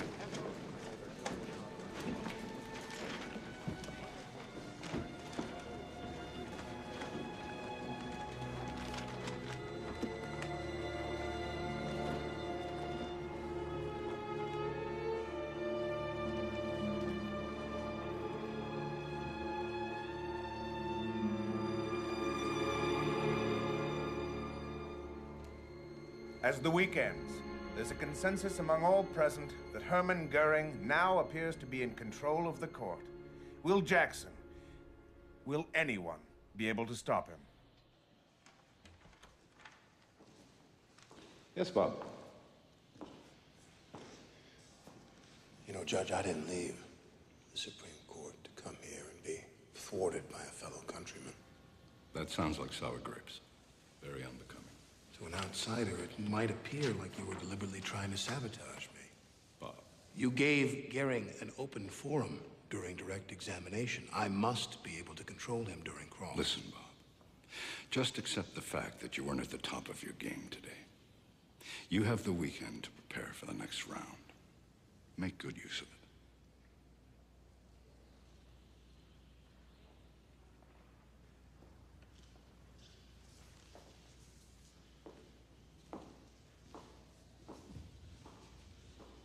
Da dee da dum, da dee dee dee dee dee, da da da dum, da dee da da, da dee da dum, da dee da da da dum, da dee da da da da da da. Not hungry, sir. Oh, I'm too excited to eat. Did you hear what I said? My reply when he asked me why I did not resign? I lectured him about loyalty. You should have seen Jackson's face. His face. Oh, it's a totally foreign concept to him. You know, if I didn't know better, I would say Jackson was a Jew. No. Keep it. My initials, see? Engraved. That's real nice. I'm never gonna forget this. I know, Lieutenant. I know. Sit down. You know, my friends call me Tex. All right. Tex. Let me tell you something, Tex. America will soon learn that they are backing the wrong philosophy here. We should both be together fighting the forces of communism. You think? Oh, yeah. You think? Yeah. Yeah. I think we both think, huh? Yeah.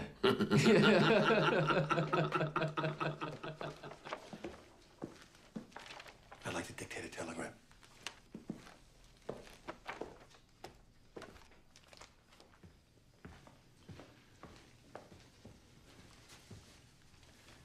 President Harry S. Truman, the White House. Mr. President, please accept my resignation as Chief Prosecutor for the Nuremberg trials. Bob? And appoint a replacement at the earliest possible... Bob, I'm not writing this. I won't. You saw today that I'm not up to this task. Now, I could stay out of pride and unravel everything that we've all worked so hard to accomplish here, or I could step aside. Bob, you are this trial. Everything it is, everything it represents is from inside you. Your thoughts, your values. I tasted failure today and realized what that would mean, not only to myself, but to everyone connected with this proceeding. The only way they can triumph over you is if their values are stronger than yours. If they believe in their ideals more than you believe in yours. Is that true, Bob? Does Hermann Goering actually believe in his ideals more than you believe in yours?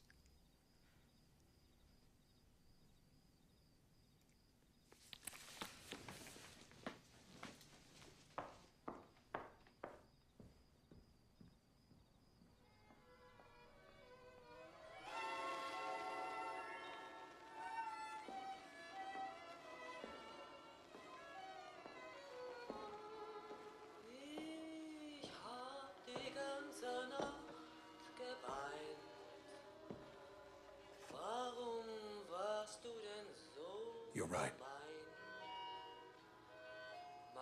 And thank you.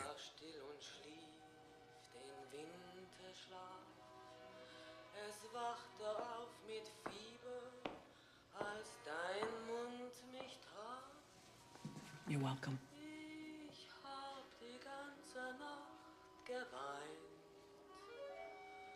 Warum lässt du mich nicht allein?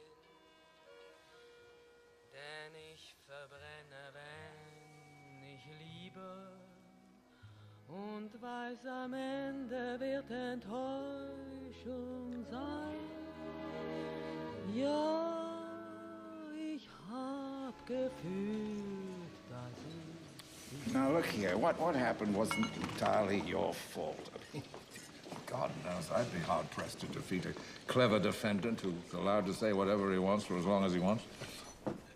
Well, now that you've finished with the niceties, let's have the truth. Well, it was very damaging, Robert. I mean, you've introduced this trial from a position of moral superiority, and as a result, you've become its chief symbol.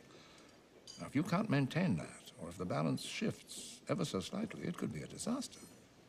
Hermann Goering is using this trial to present himself as a philosopher-statesman on the level of Hitler. Do you see Goering as a statesman? No, I do not. I see him as reprehensible, as inhuman. Then treat him as such. Treat him as the vile, conniving, bloody, fascist bastard that he is.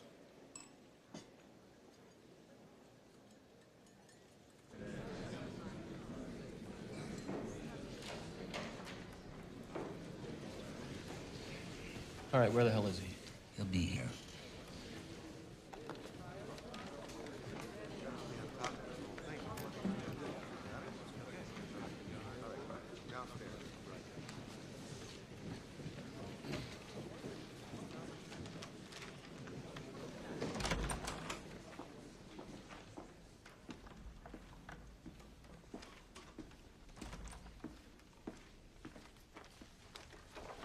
Mr. Chief Prosecutor, if you're ready. From the very beginning, you regarded the elimination of the Jews from the economic life of Germany as under your jurisdiction, did you not? Yeah. Elimination from economic life. That is partly correct.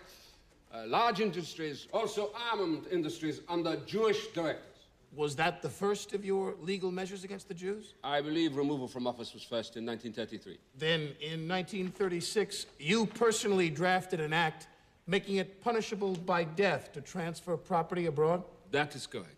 And another, that all damage caused to Jewish property by the anti-Jewish riots of 1938 must be repaired by Jews at their own expense, with their insurance claims forfeited to the Reich. I did sign a similar law, but it's exactly the same. And did you not say about those riots, I show you this transcript, did you not say, I wish you had killed 200 Jews instead of destroying such valuables? That was said in a moment of bad temper and extreme excitement. Spontaneous sincerity, in other words. Did you not also personally sign a decree in September 1940 ordering seizure of all Jewish property in Poland? I assume so, if the decree is there. And another which provided that Jews receive no compensation for damages caused by enemy attacks or by German forces. If the law bears my name, then it must be so. Is this your signature? It appears to be. Is it or is it not your signature?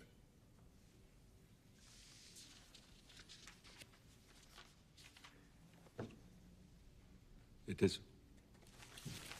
Your signature on a decree dated July 1941, asking Himmler and Heydrich and the SS to make plans for the final solution of the Jewish question. That is not a proper translation.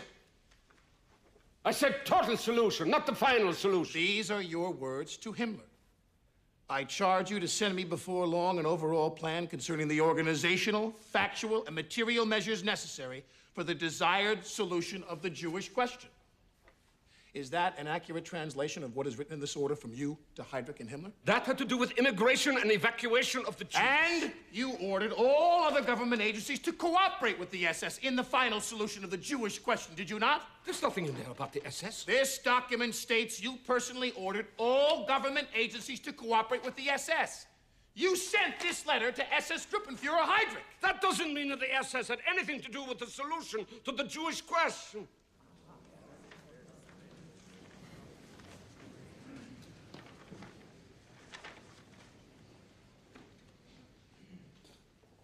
I must say this clearly. I did not know anything that took place or the methods that were used in the concentration camps later. These things were kept secret from me. And I might add that, in my opinion, even the Führer did not know the extent to what was happening.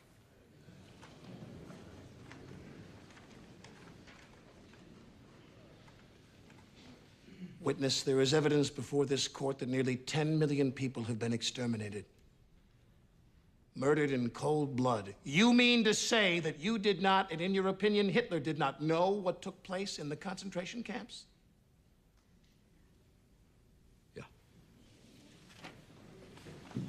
Do you know that Hitler said in 1943, in a recorded meeting, I read you his words now, quote, the Reich's Minister of Foreign Affairs declared that the Jews should be exterminated or taken to concentration camps.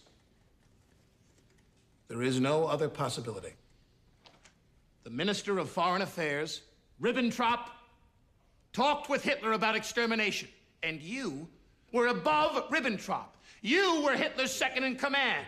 You were in charge of the economic four-year plan, so you knew all about the gold wedding rings and the gold teeth and the gold eyeglasses that the victims left behind.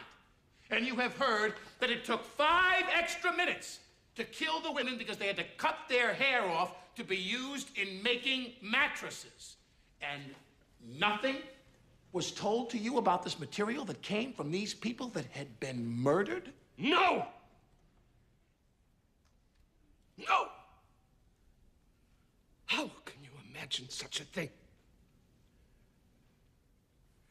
I was laying down the broad outlines of the German economy.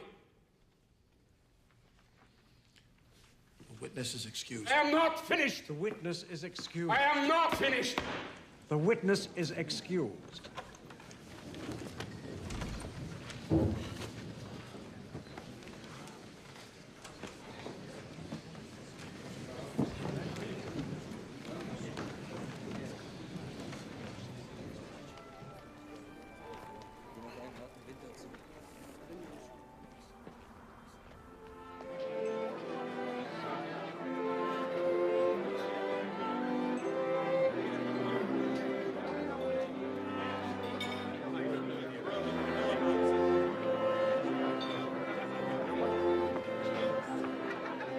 Know what would have been a great touch? Hermann Goering showing up in a Santa outfit. Oh, he'd probably do it. After all, he was the Third Reich's chief bon vivant. Did you ever see pictures of Goering at Hitler's mountain retreat? Dressed like a Tyrolean chorus boy out of some grotesque operetta.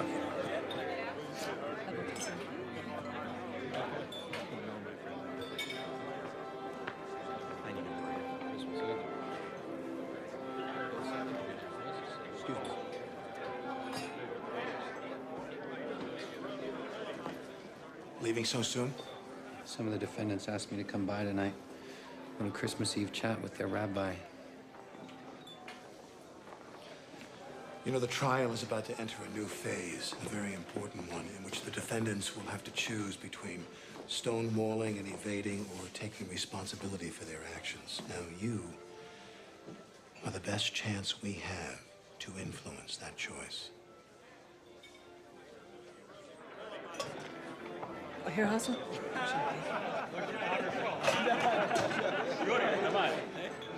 Пожалуйста.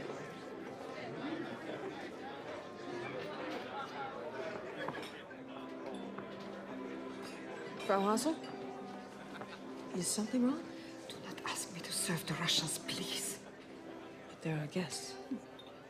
My son was killed on the Russian front. Okay, I'll take care of this. Go to the kitchen.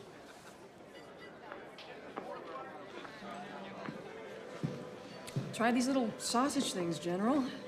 Forget what Frau Hassel calls them, but I hear they're mighty tasty. Madam, 20 million of my people were killed by the Germans.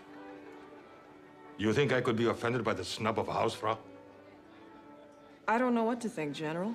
Frankly, I can't keep track of all the politics in this room.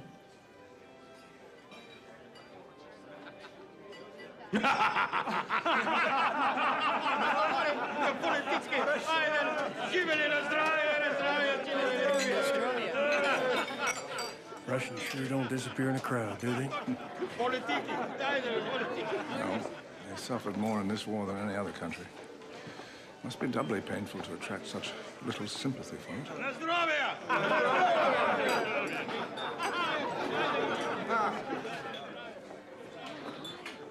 And Jackson decreed no wives could come along. Worked out quite nicely for him, wouldn't you say?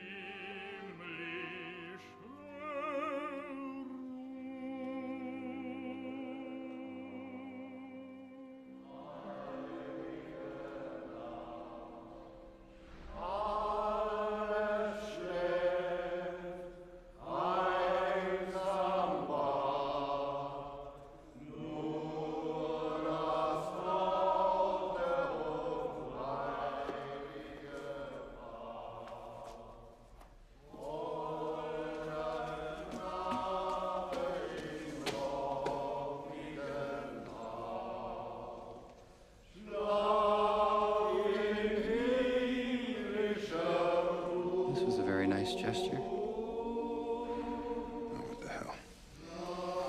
I figure it's probably their last Christmas in here.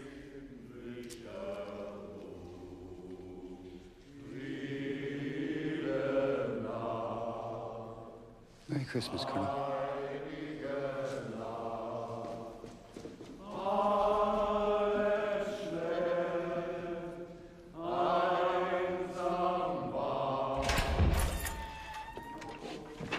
Marshal. Doctor, how are you? I'm so glad that you are here. Please, sit. You are the only one I can really talk to. But you don't talk to me, Field Marshal. Not really. I tell you everything about my family. Yes, but not about you. I would like to understand how a man like you, a man of your background, could have drafted an instrument like the commando order. Allied soldiers found behind enemy lines were shot rather than captured. Or the night and fog decree, suspected resistance members were arrested in the middle of the night and secretly murdered. Because of you. I know. I am dying of shame. Don't you think it's time you admitted that to the rest of the world?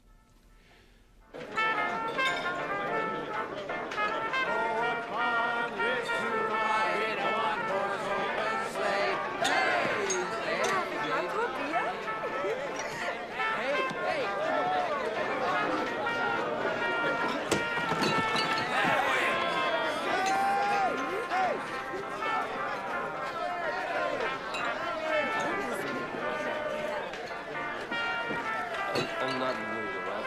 No. 9, get off. Get off! Das war schwul.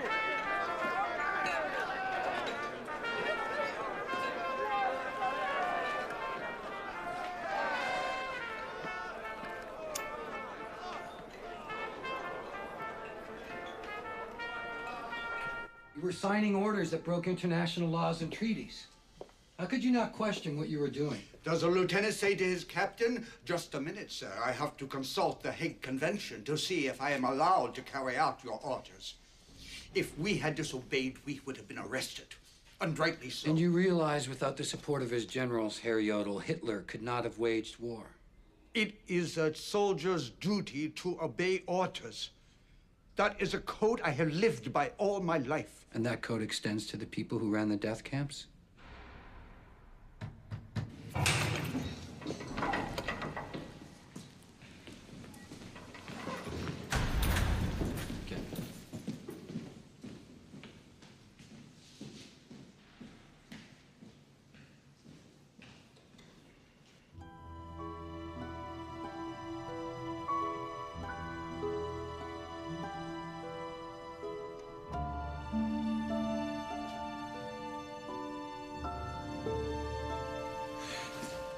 I'm sorry, sir. Oh, thanks.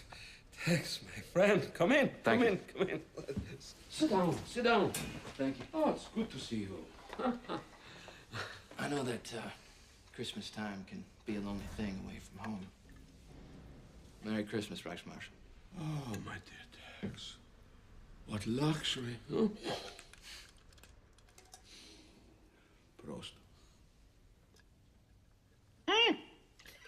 Cognac? Yeah. So, what would you be doing now, eh? Back in Texas? On Christmas morning, we'd open our presents and then go to church. And after that, we'd head over to Grandma and Grandpa's for a big roast turkey dinner. After that, Dad, Grandpa, and me, we go out back hunting for pheasant, quail. Ah, hunting. Hunting was my passion. I was Germany's chief gamekeeper. No kidding. Oh, the shooting around my estates at Cairn Hall was wonderful. Did Hitler ever go hunting with you? I shouldn't tell you this, but Hitler did not approve of hunting. He felt that killing animals was immoral. He was a vegetarian, you know. Yeah? Oh, yes, he was a vegetarian. Yeah, but that did not stop him from being the most gracious host in Europe. His dinner parties were legend, always the finest caviar, champagne. Though he did not partake, he was not intolerant. He would dazzle his guests with every view under the sun until dawn. I remember once we were celebrating the triumph of Compiègne, where we savored the sweet revenge of the French having surrendered in the very same railway car that the Germans had capitulated in 1918, you know. That must have been something. Oh, it was. Believe me, it was. You know, Rex, I have made my career as a military man.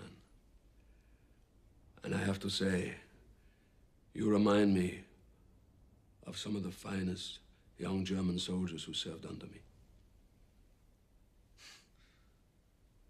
Thank you. Merry Christmas.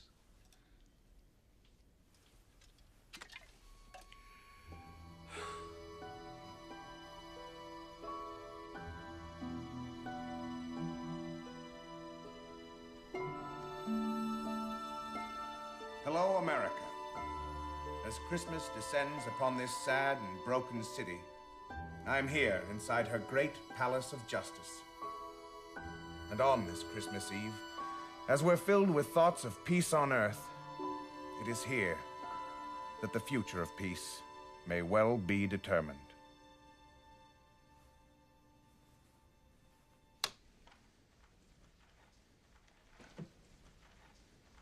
Herr von Ribbentrop, would you agree that as foreign minister, you forced Czechoslovakia to surrender its territory by the most intolerable threats of aggression? I do not agree. Well, you threatened to send your army in overwhelming strength, and also bomb Prague. What further pressure could you possibly have put upon them? War, for instance. War? What is that but war?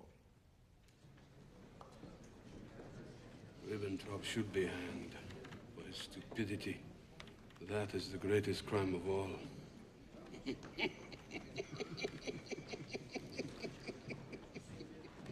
In your newspaper, Herr Streicher, you wrote that the Jews are a nation of bloodsuckers and extortionists. Do you think that that's preaching race hatred? No, I do not think it's preaching race hatred. It is simply a statement of fact. Dr. Funk, you were president of the Reich Bank during the war. I was, yes. And you accepted unusual deposits into your bank, didn't you? I do not know what you refer to. I am referring to deposits sent to you by the SS from concentration camps. I have no knowledge Inside the Reich Bank vaults, there were literally piles of jewelry. Gold watches, gold earrings, gold eyeglass frames, and gold teeth. Many people deposit valuables in the bank, and the bank is not required to look into them. Prior to 1939, exactly how many of your customers deposited their teeth into your bank?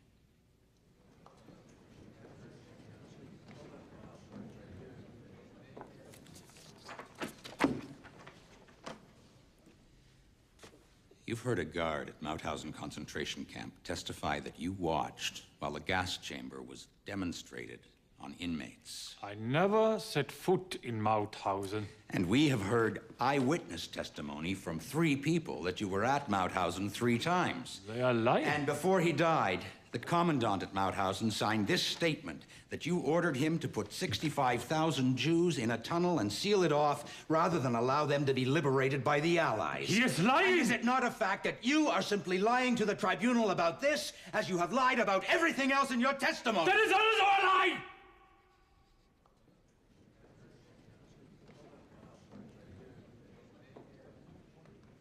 Kaltenbrunner has asked the commandant of Auschwitz to testify in his defense.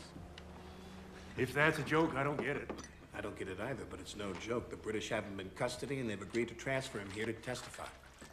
Maybe Kaltenbrunner just figures he'll look better by comparison. Wait a minute. We're not really going to allow this, are we? Let the guy walk in, say God knows what on the stand, give Kaltenbrunner an alibi? Might be a cheap price to pay, though, for the opportunity to cross-examine him later on.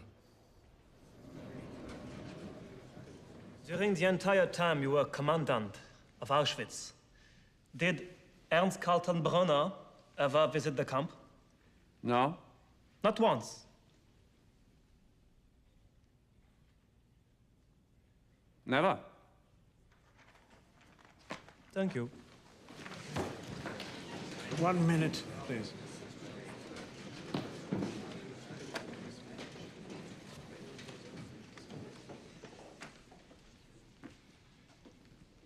Mr. House, how long were you the commandant of Auschwitz concentration camp? From the beginning. And what was its purpose? At that time, to house prisoners who were being held in protective custody. And after that? I was called to Berlin by my boss, Reichsführer Himmler, in 1941, and he informed me that the Führer had ordered the final solution of the Jewish question. I was not sure what I was supposed to do, so Adolf Eichmann advised me to visit a camp at Treblinka to learn from its operation. And what did you learn there? Actually, I was not impressed. It was taking the commandant there 6 months to eliminate 80,000 Jews using monoxide gas. I had a better idea. One of my Auschwitz guards had accidentally sniffed a chemical disinfectant called Zyklon B, and had passed out immediately. It occurred to me, if a little of this chemical killed lice, enough, perhaps, would kill a human. I tested it on Soviet prisoners of war locked in a room, and it worked. Within 3 to 15 minutes, they were dead. And then? I built gas chambers to accommodate 2,000 inmates at a time, compared to Treblinka's 200. And I built 4 large ovens to cremate the remains. It became possible to eliminate 10,000 people in 24 hours. But that was at peak operation, which was exhausting for my staff. On the average, we would dispatch 2,000 people a day. How many men did it take to dispatch 2,000 people a day? I had a staff of approximately 3,000 men. And during your tenure at Auschwitz, how many people did you dispose of in this fashion? Approximately 2.5 million.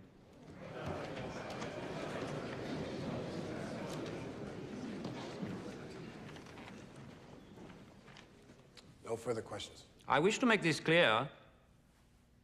I did not tolerate gratuitous cruelty. My men were there to exterminate people, not torment them. Any misconduct by the guards was punished, I can assure you.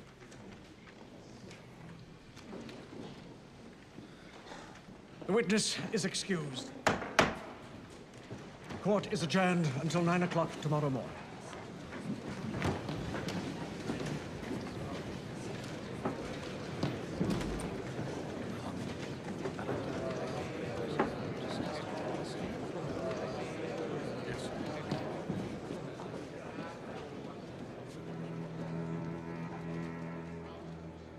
My life was entirely normal. Even while doing this extermination work, I would say I led a perfectly normal family life. How would you describe that life? I've always been happiest alone. I never had any real intimacy with my parents, with my sisters. Commandant, do you feel that the Jews you murdered deserved their fate? I have always been taught that the Jew was an enemy of Germany. So when you were ordered to turn your prison camp into a death camp, you never once thought what you were doing was wrong? I was an SS man. We were trained to obey orders without thinking. Does a rat catcher think it is wrong to kill rats?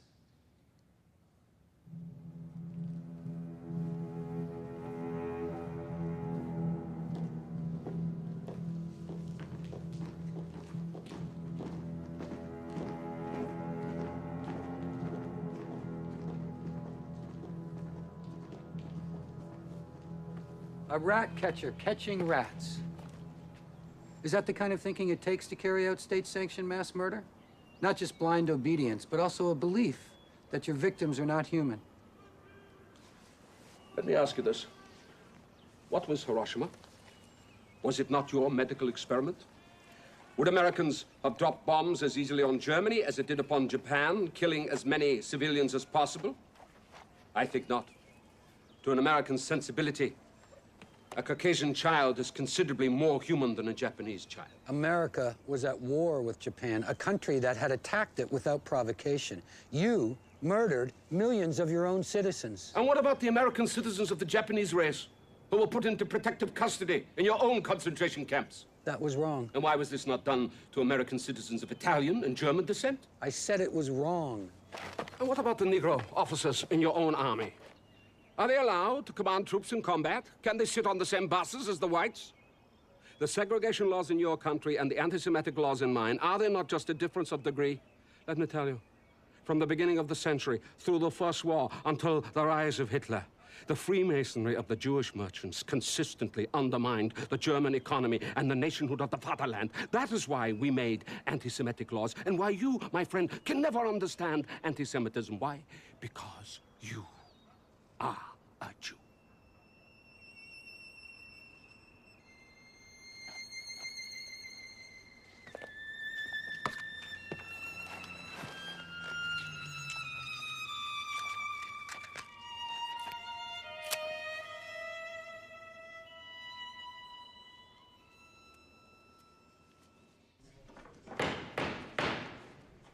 Is defense counsel ready to proceed?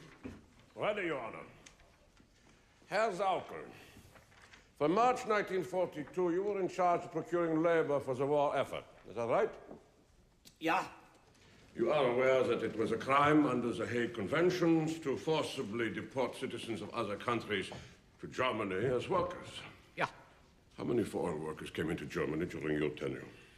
Approximately 5 million. And how many of them came voluntarily? Perhaps 200,000. Did you issue these directives calling for their decent treatment? I did, yeah. I ask that these be marked as exhibits and accepted into evidence. So ordered. Herr Saukel, who ordered you to procure these workers? Speer. Albert Speer, Minister of Armaments. He gave orders to you. Yeah. And you had to obey them. Yeah.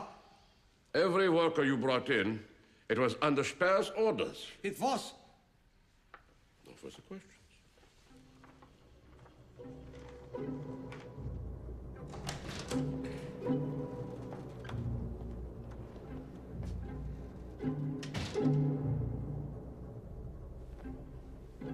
I know this is unorthodox, Mr. Dutt, to request an audience with you, the man assigned to cross-examine me. Well, there's nothing very orthodox about this whole trial, Dr. Speer. My lawyer has been trying to talk me out of confessing to war crimes that might incur the death penalty. But I do not wish to hide the truth, just to save my life, only to hate myself for the rest of that life. Well, I wish the other defendants shared that view. Some of them do, but many are still under Goering's influence. He's a chief rival for the souls of the other defendants, if I may put it so dramatically. Goering was cross-examined by the chief prosecutor, Justice Jackson, while I am to be questioned by you, a subordinate. This difference has been noticed by the other defendants. In their eyes, it puts me in an inferior status to Goering. That's a peculiar measure of status, Dr. Speer. Well, not to a German war criminal. I hope you don't have a problem with it. No. I got no ego riding on this. I'll present your request to my superior, Mr. Jackson. Dr. Speer, did you disapprove of Saukel's recruitment of labor? On the contrary, I was grateful to Saukel for every worker he provided. Whenever we failed to meet armament quotas because of shortage of workers, I would blame Saukel.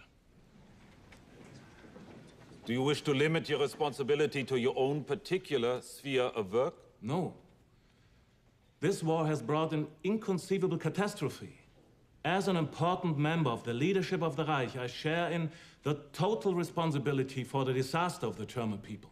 But Dr. Speer, near the end of the war, did you not refuse to carry out Hitler's order to raise Germany to the ground?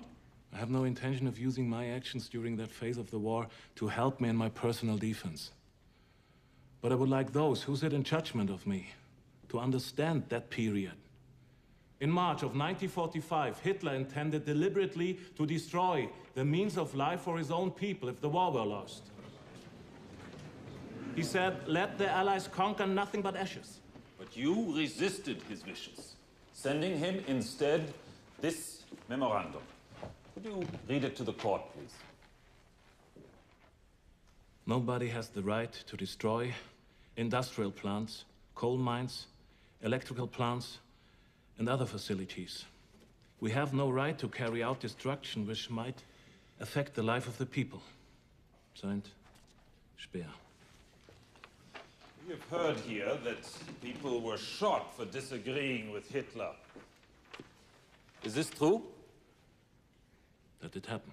And yet, not only did you disagree with him, but early in 1945, you actually made a plan to assassinate Hitler.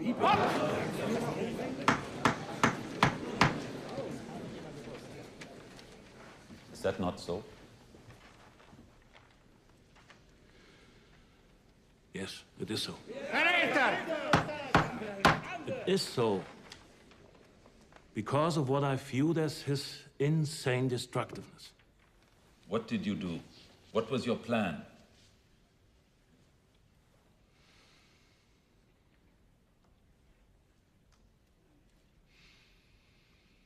I knew of an air intake shaft in the Reich Chancellery Garden that ventilated the Führerbunker below. I went to the head of my munitions department and said, there's only one way to end this war. And asked him to get me a poison gas to drop into the ventilating system. But the next time I went there, they had built a 12-foot chimney protecting the ventilator. And SS guards were patrolling there, so it came to nothing.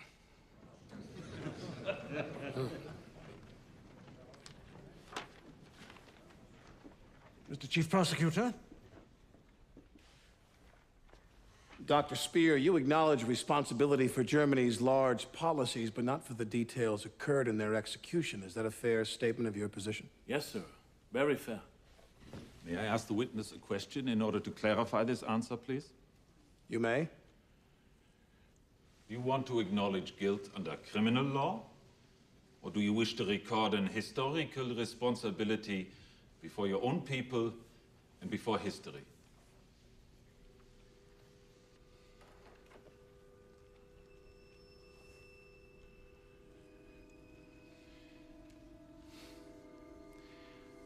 The question is a very difficult one to answer. It is actually one which the tribunal will decide, and its verdict.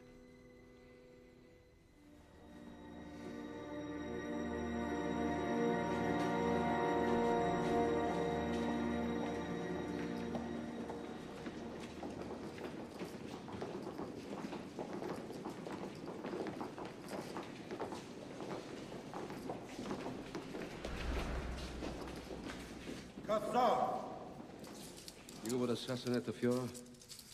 I tell you this, you coward. If you get out of this alive, we'll put together our own court and execute you for treason!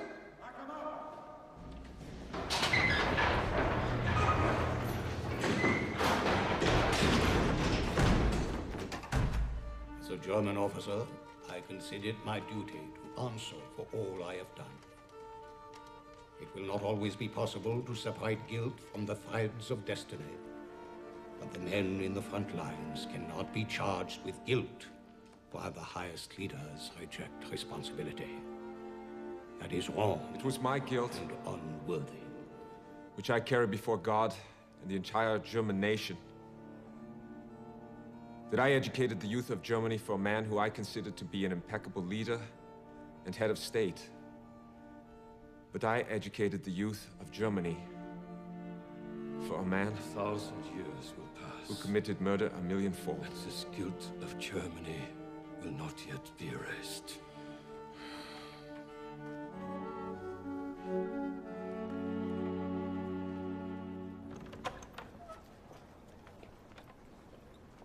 Afternoon, Captain. The prisoners aren't allowed visitors. I am the wife of Reichsmarshal Goering. This is his daughter. No exceptions, ma'am. Frau Goering. Frau Goering. Hi, my name is Captain Gilbert. Hello? Nice to meet you. Would you have a moment to spend with me? To talk? Yes? Very good. This is Ada.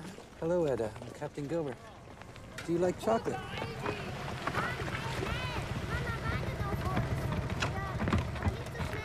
Must have been very difficult for you these last few months, especially with your little girl. could have been worse, I suppose. Hitler could have survived.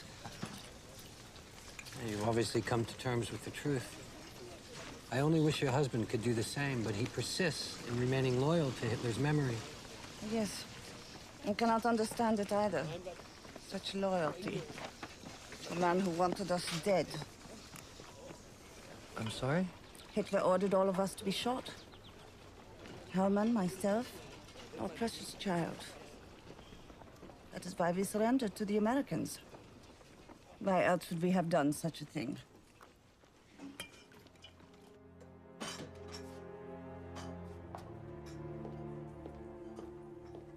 I went through my notes last night.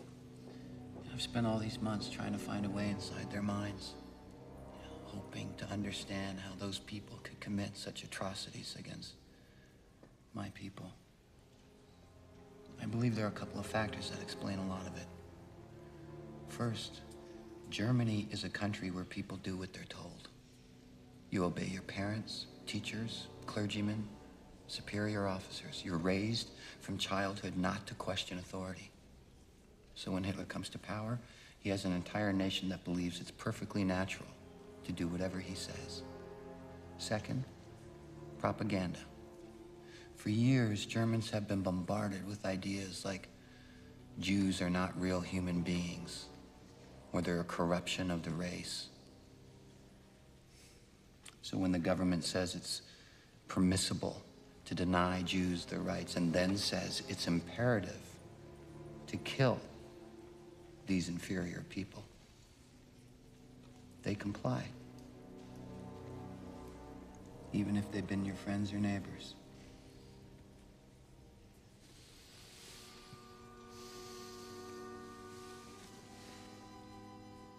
Anything else? I told you once that I was searching for the nature of evil. I think I've come close to defining it. A lack of empathy. It's the one characteristic that connects all the defendants. A genuine incapacity to feel with their fellow man. Evil, I think, is the absence of empathy.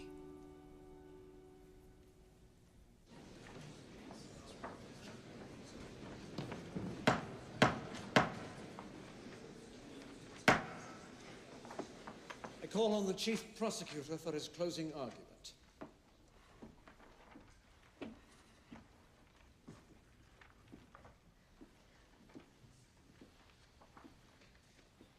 Mr. President and members of the tribunal,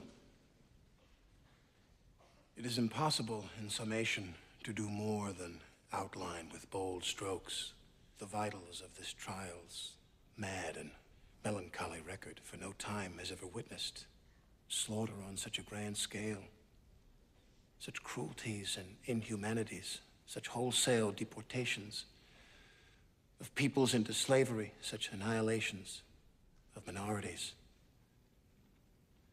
Events which will live as the historical text of the 20th century's shame and depravity. Terror was the order of the day.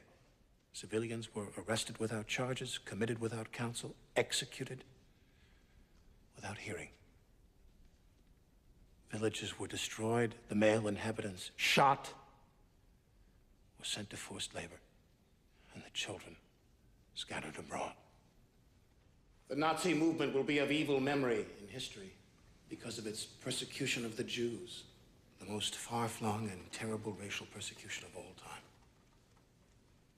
So thorough and uncompromising was this program that the Jews of Europe as a race no longer exist, thus fulfilling the diabolic prophecy of Adolf Hitler at the beginning of the war. Generations to come will remember this decade. If we cannot eliminate the cause and prevent the repetition of these barbaric events, this century may yet succeed in bringing the doom of civilization. The time has come for final judgment, and if the case that I present seems hard and uncompromising, then it is only because the evidence makes it so. A glance at the doc will show that despite quarrels among themselves, Each defendant played a part that fitted in with every other, and all advanced a common plan. It was these men among millions of others, and it was these men leading millions of others who built up Adolf Hitler. They intoxicated him. He, of the psychopathic personality with power and adulation. They fed his hates and aroused his fears. They put a loaded gun in his eager hands. It was left to Hitler to pull the trigger, and when he did, they all, at that time, applauded. Hitler's guilt stands admitted, by some defendants reluctantly, by some vindictively. But Hitler's guilt is the guilt of the whole dock, and of every man in it.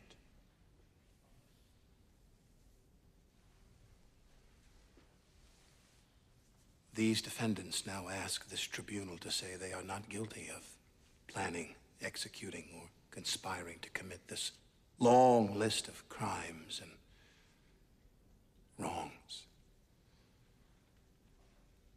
They stand before the record of this tribunal as blood-stained Gloucester stood by the body of his slain king.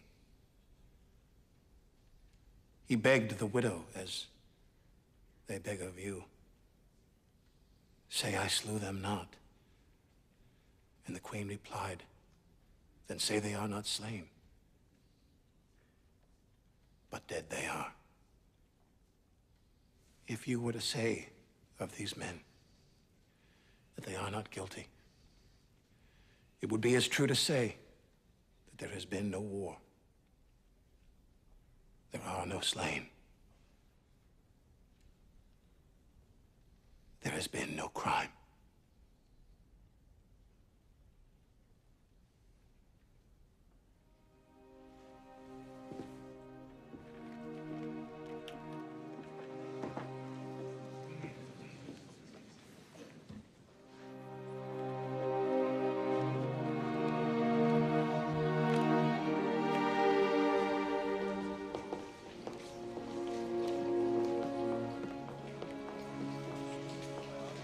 Captain?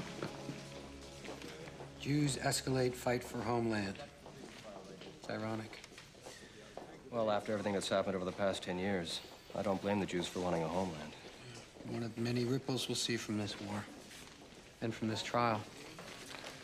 Shall we? Yeah. The defendants may now make their final statements. Defendant Hermann Göring.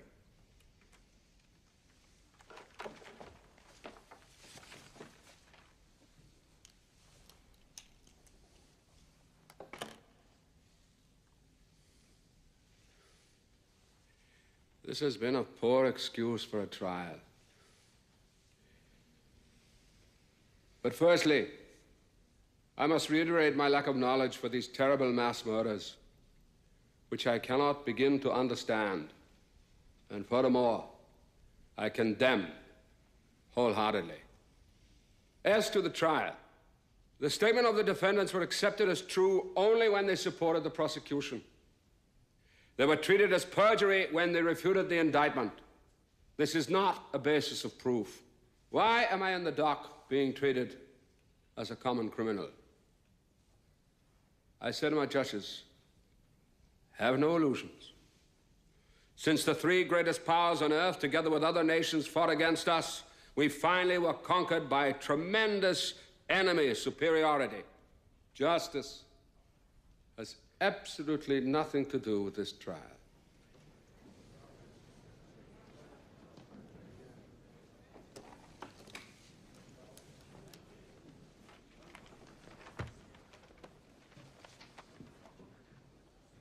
Defendant Albert Speer.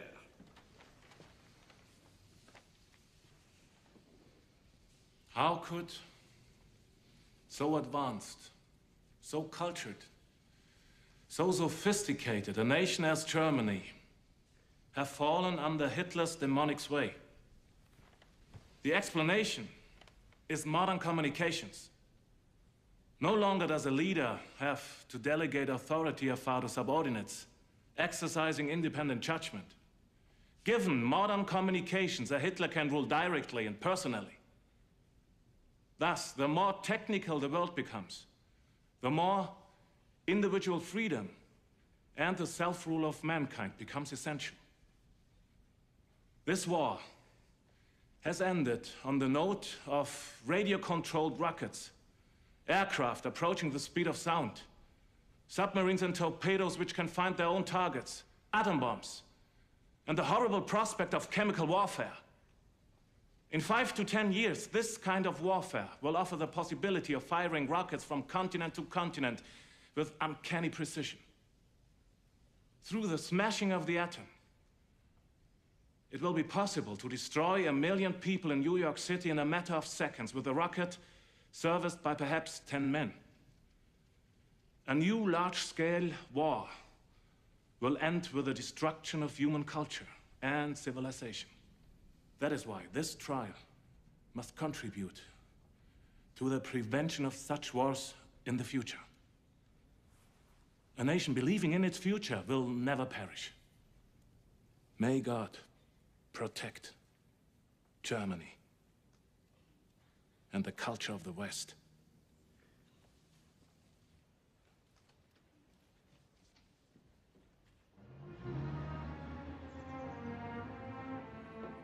We are agreed. 3 of 4 votes will be required for the finding of guilty. Agreed. Agreed.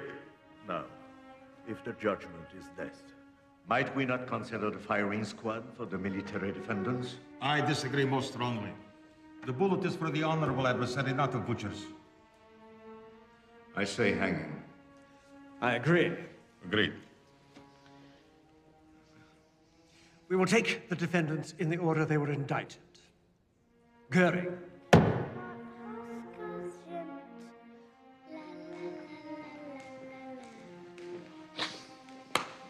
Bravo, bravo. Bravo, bravo. Go, have some of the lovely food.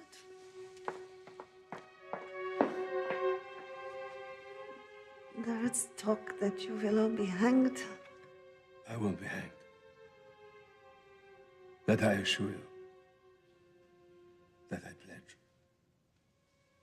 Perhaps the court will send you to an island, like Elba, and we could join you there.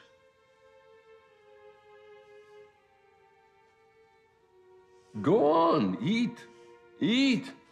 Do you think that we would be allowed to take some of the food home with us?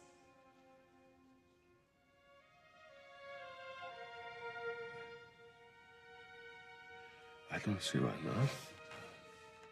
The charter clearly states that following orders may be considered in mitigation of punishment.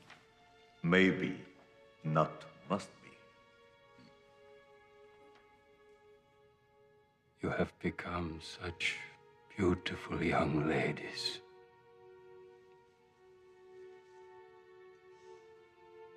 So when are they going to shoot you, Papa?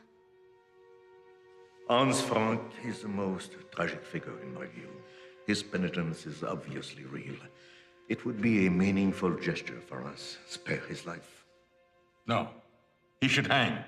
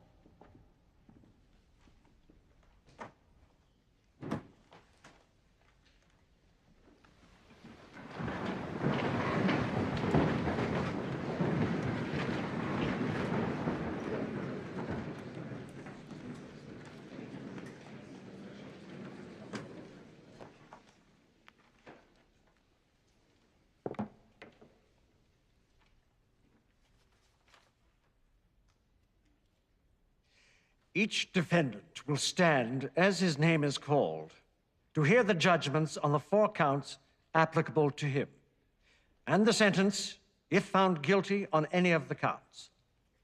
The counts, numbered 1 through 4, are conspiracy to commit aggression, the commission of aggression, crimes in the conduct of warfare, and crimes against humanity.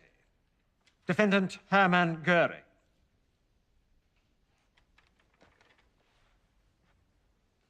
The tribunal finds you guilty on all 4 counts and sentences you to death by hanging.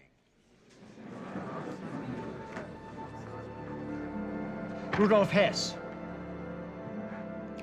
On the charges of crimes against humanity, the tribunal finds you not guilty.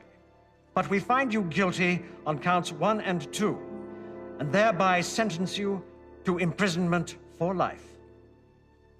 Admiral Wilhelm Keitel. Guilty on all 4 counts. The tribunal sentences you to death by hanging. Defendant Hans Frank. The tribunal finds you guilty on counts 3 and 4 and sentences you to death by hanging. Julius Streicher. Guilty on count 4, crimes against humanity. Death by hanging. Defendant Schacht. The tribunal has come to the conclusion that the evidence against Hjalmar Schacht has not been established beyond a reasonable doubt, and therefore finds that Schacht is not guilty on this indictment.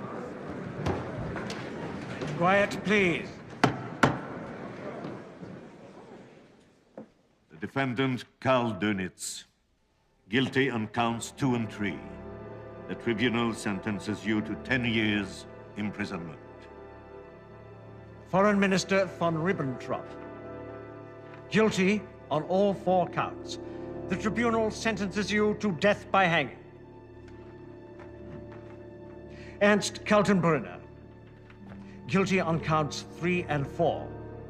The tribunal sentences you to death by hanging. Baldur von Schirach, guilty on count 4, 20 years in prison. Alfred Jodl, on all 4 counts, guilty. Death by hanging. Hans Fritzsche. Not guilty.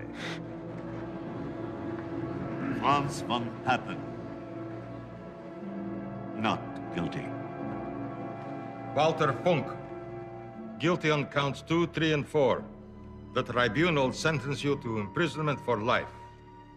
Defendant Fritz Sauker, guilty on counts 3 and 4. Death by hanging. Defendant Albert Speer. The tribunal finds you not guilty on counts 1 and 2, but you have been found guilty on counts 3 and 4. Albert Speer, the court sentences you to 20 years imprisonment.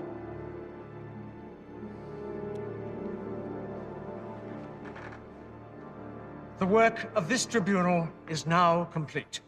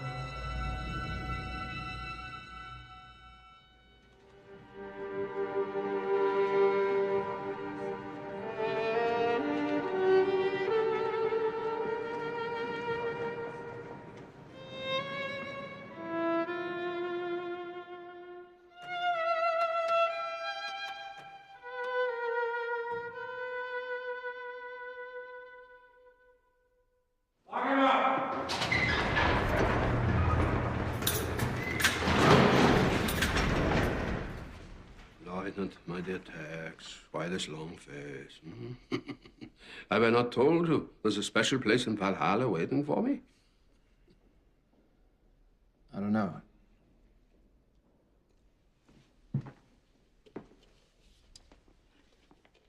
I just thought things might have turned out differently, that's all. Well, you know, they might have done. But for one very unfortunate thing. Those mass murders. I must tell you, I could not see their purpose. They were absolutely unnecessary. They made no sense from a nationalistic point of view. Our legacy has been forever tainted. But make no mistake. Everything Hitler did before the war was right. The German people knew it. And one day they will eventually remember it. And you must remember it too, my dear Tex. When you remember me, remember that, eh? Yeah. Now, the practical matters. There are a few things I want to give you. No, sir. Please, please. Hmm?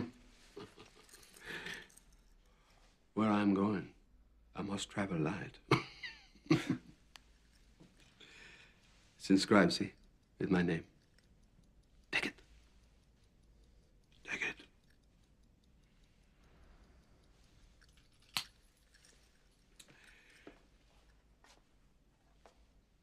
The few valuables I have, they are in my blue briefcase in the baggage room. Can you retrieve that for me, my dear Tex? Yes, sir.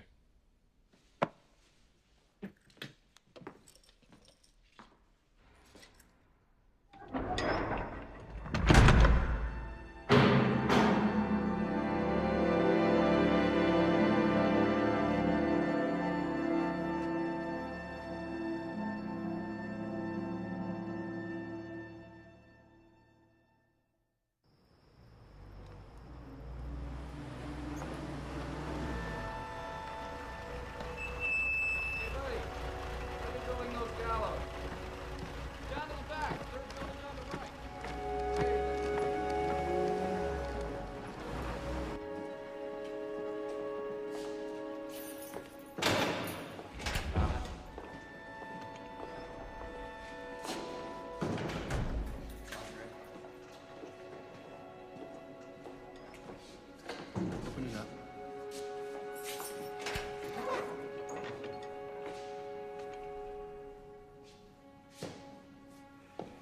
I have only one question to ask you.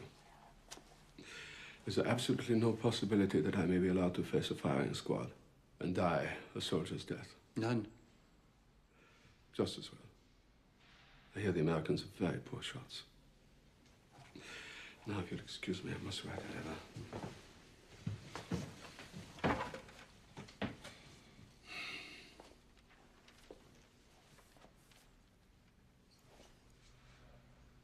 For the rest of my life, Herr Reichsmarschall, people will ask me what your final thoughts were. We'll have nothing to tell them. You can tell them this. I say, for now and all time, the foreigners who impose the sentence upon me may murder me, but they have no right to judge me. That I deny them. Now, you must excuse me, I do have to write this letter. Thank you.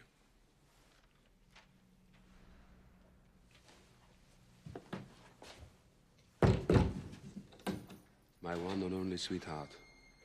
My life came to an end when I bade you farewell for the last time. Do not grieve, my dearest one. Since then, I have felt at peace with myself and consider my death a deliverance.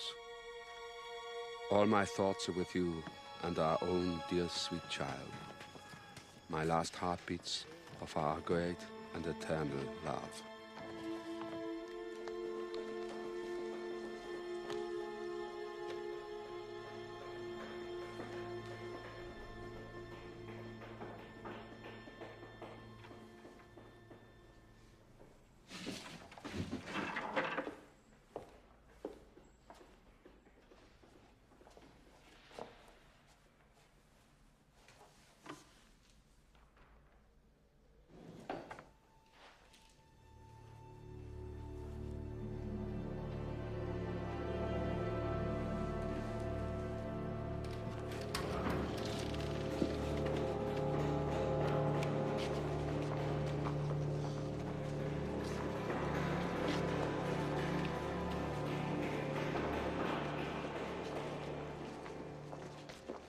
may I?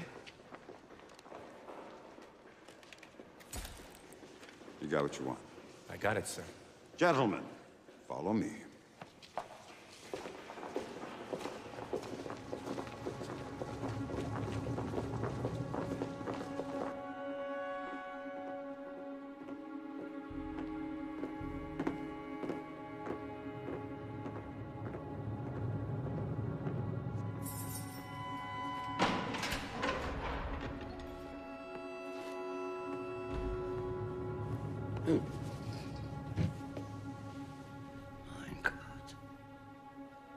Get dressed.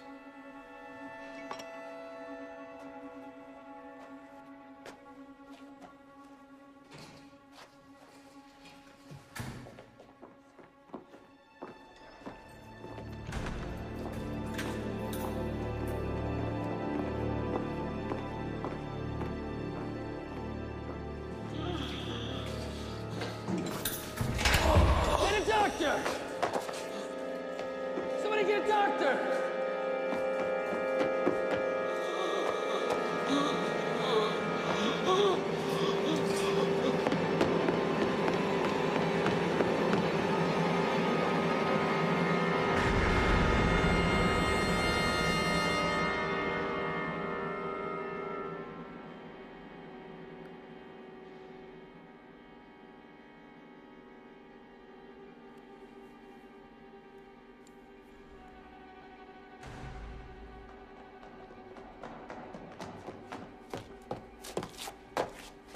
Cyanide.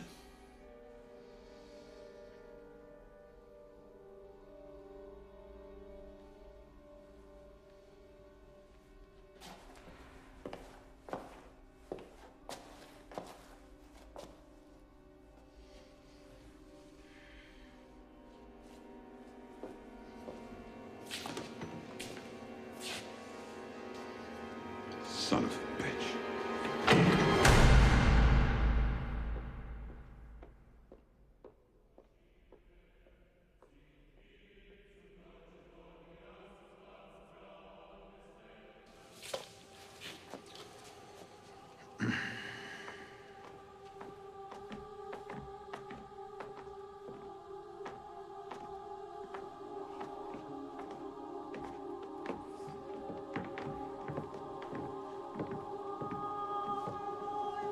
State your name. Joachim von Ribbentrop. You have anything to say? My last wish is that Germany realize its destiny. I wish peace to the world.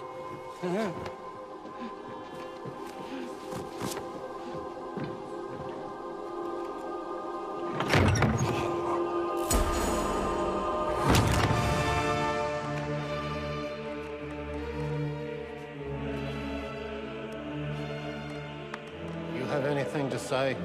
I now join my sons. Deutschland über alles.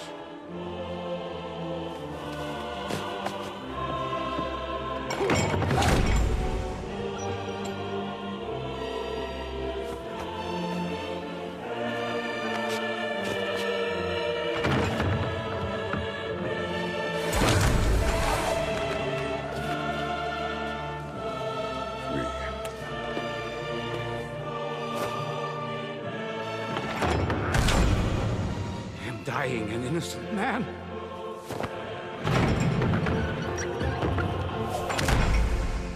I ask God to accept me with mercy.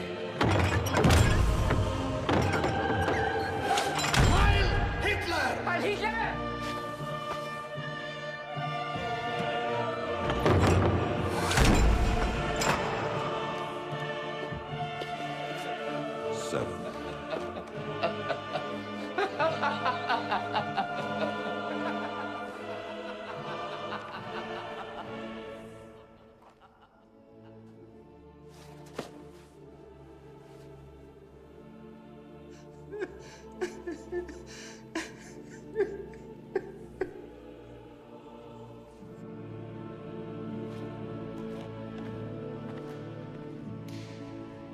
All cleaned out, everything. Cells have been scrubbed clean. Nothing's to be left. Nothing.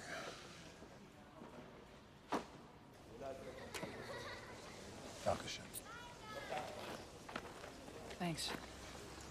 You know, when we get home, we've got some decisions to make. Some personal decisions. Bob, let's just wait till we get home.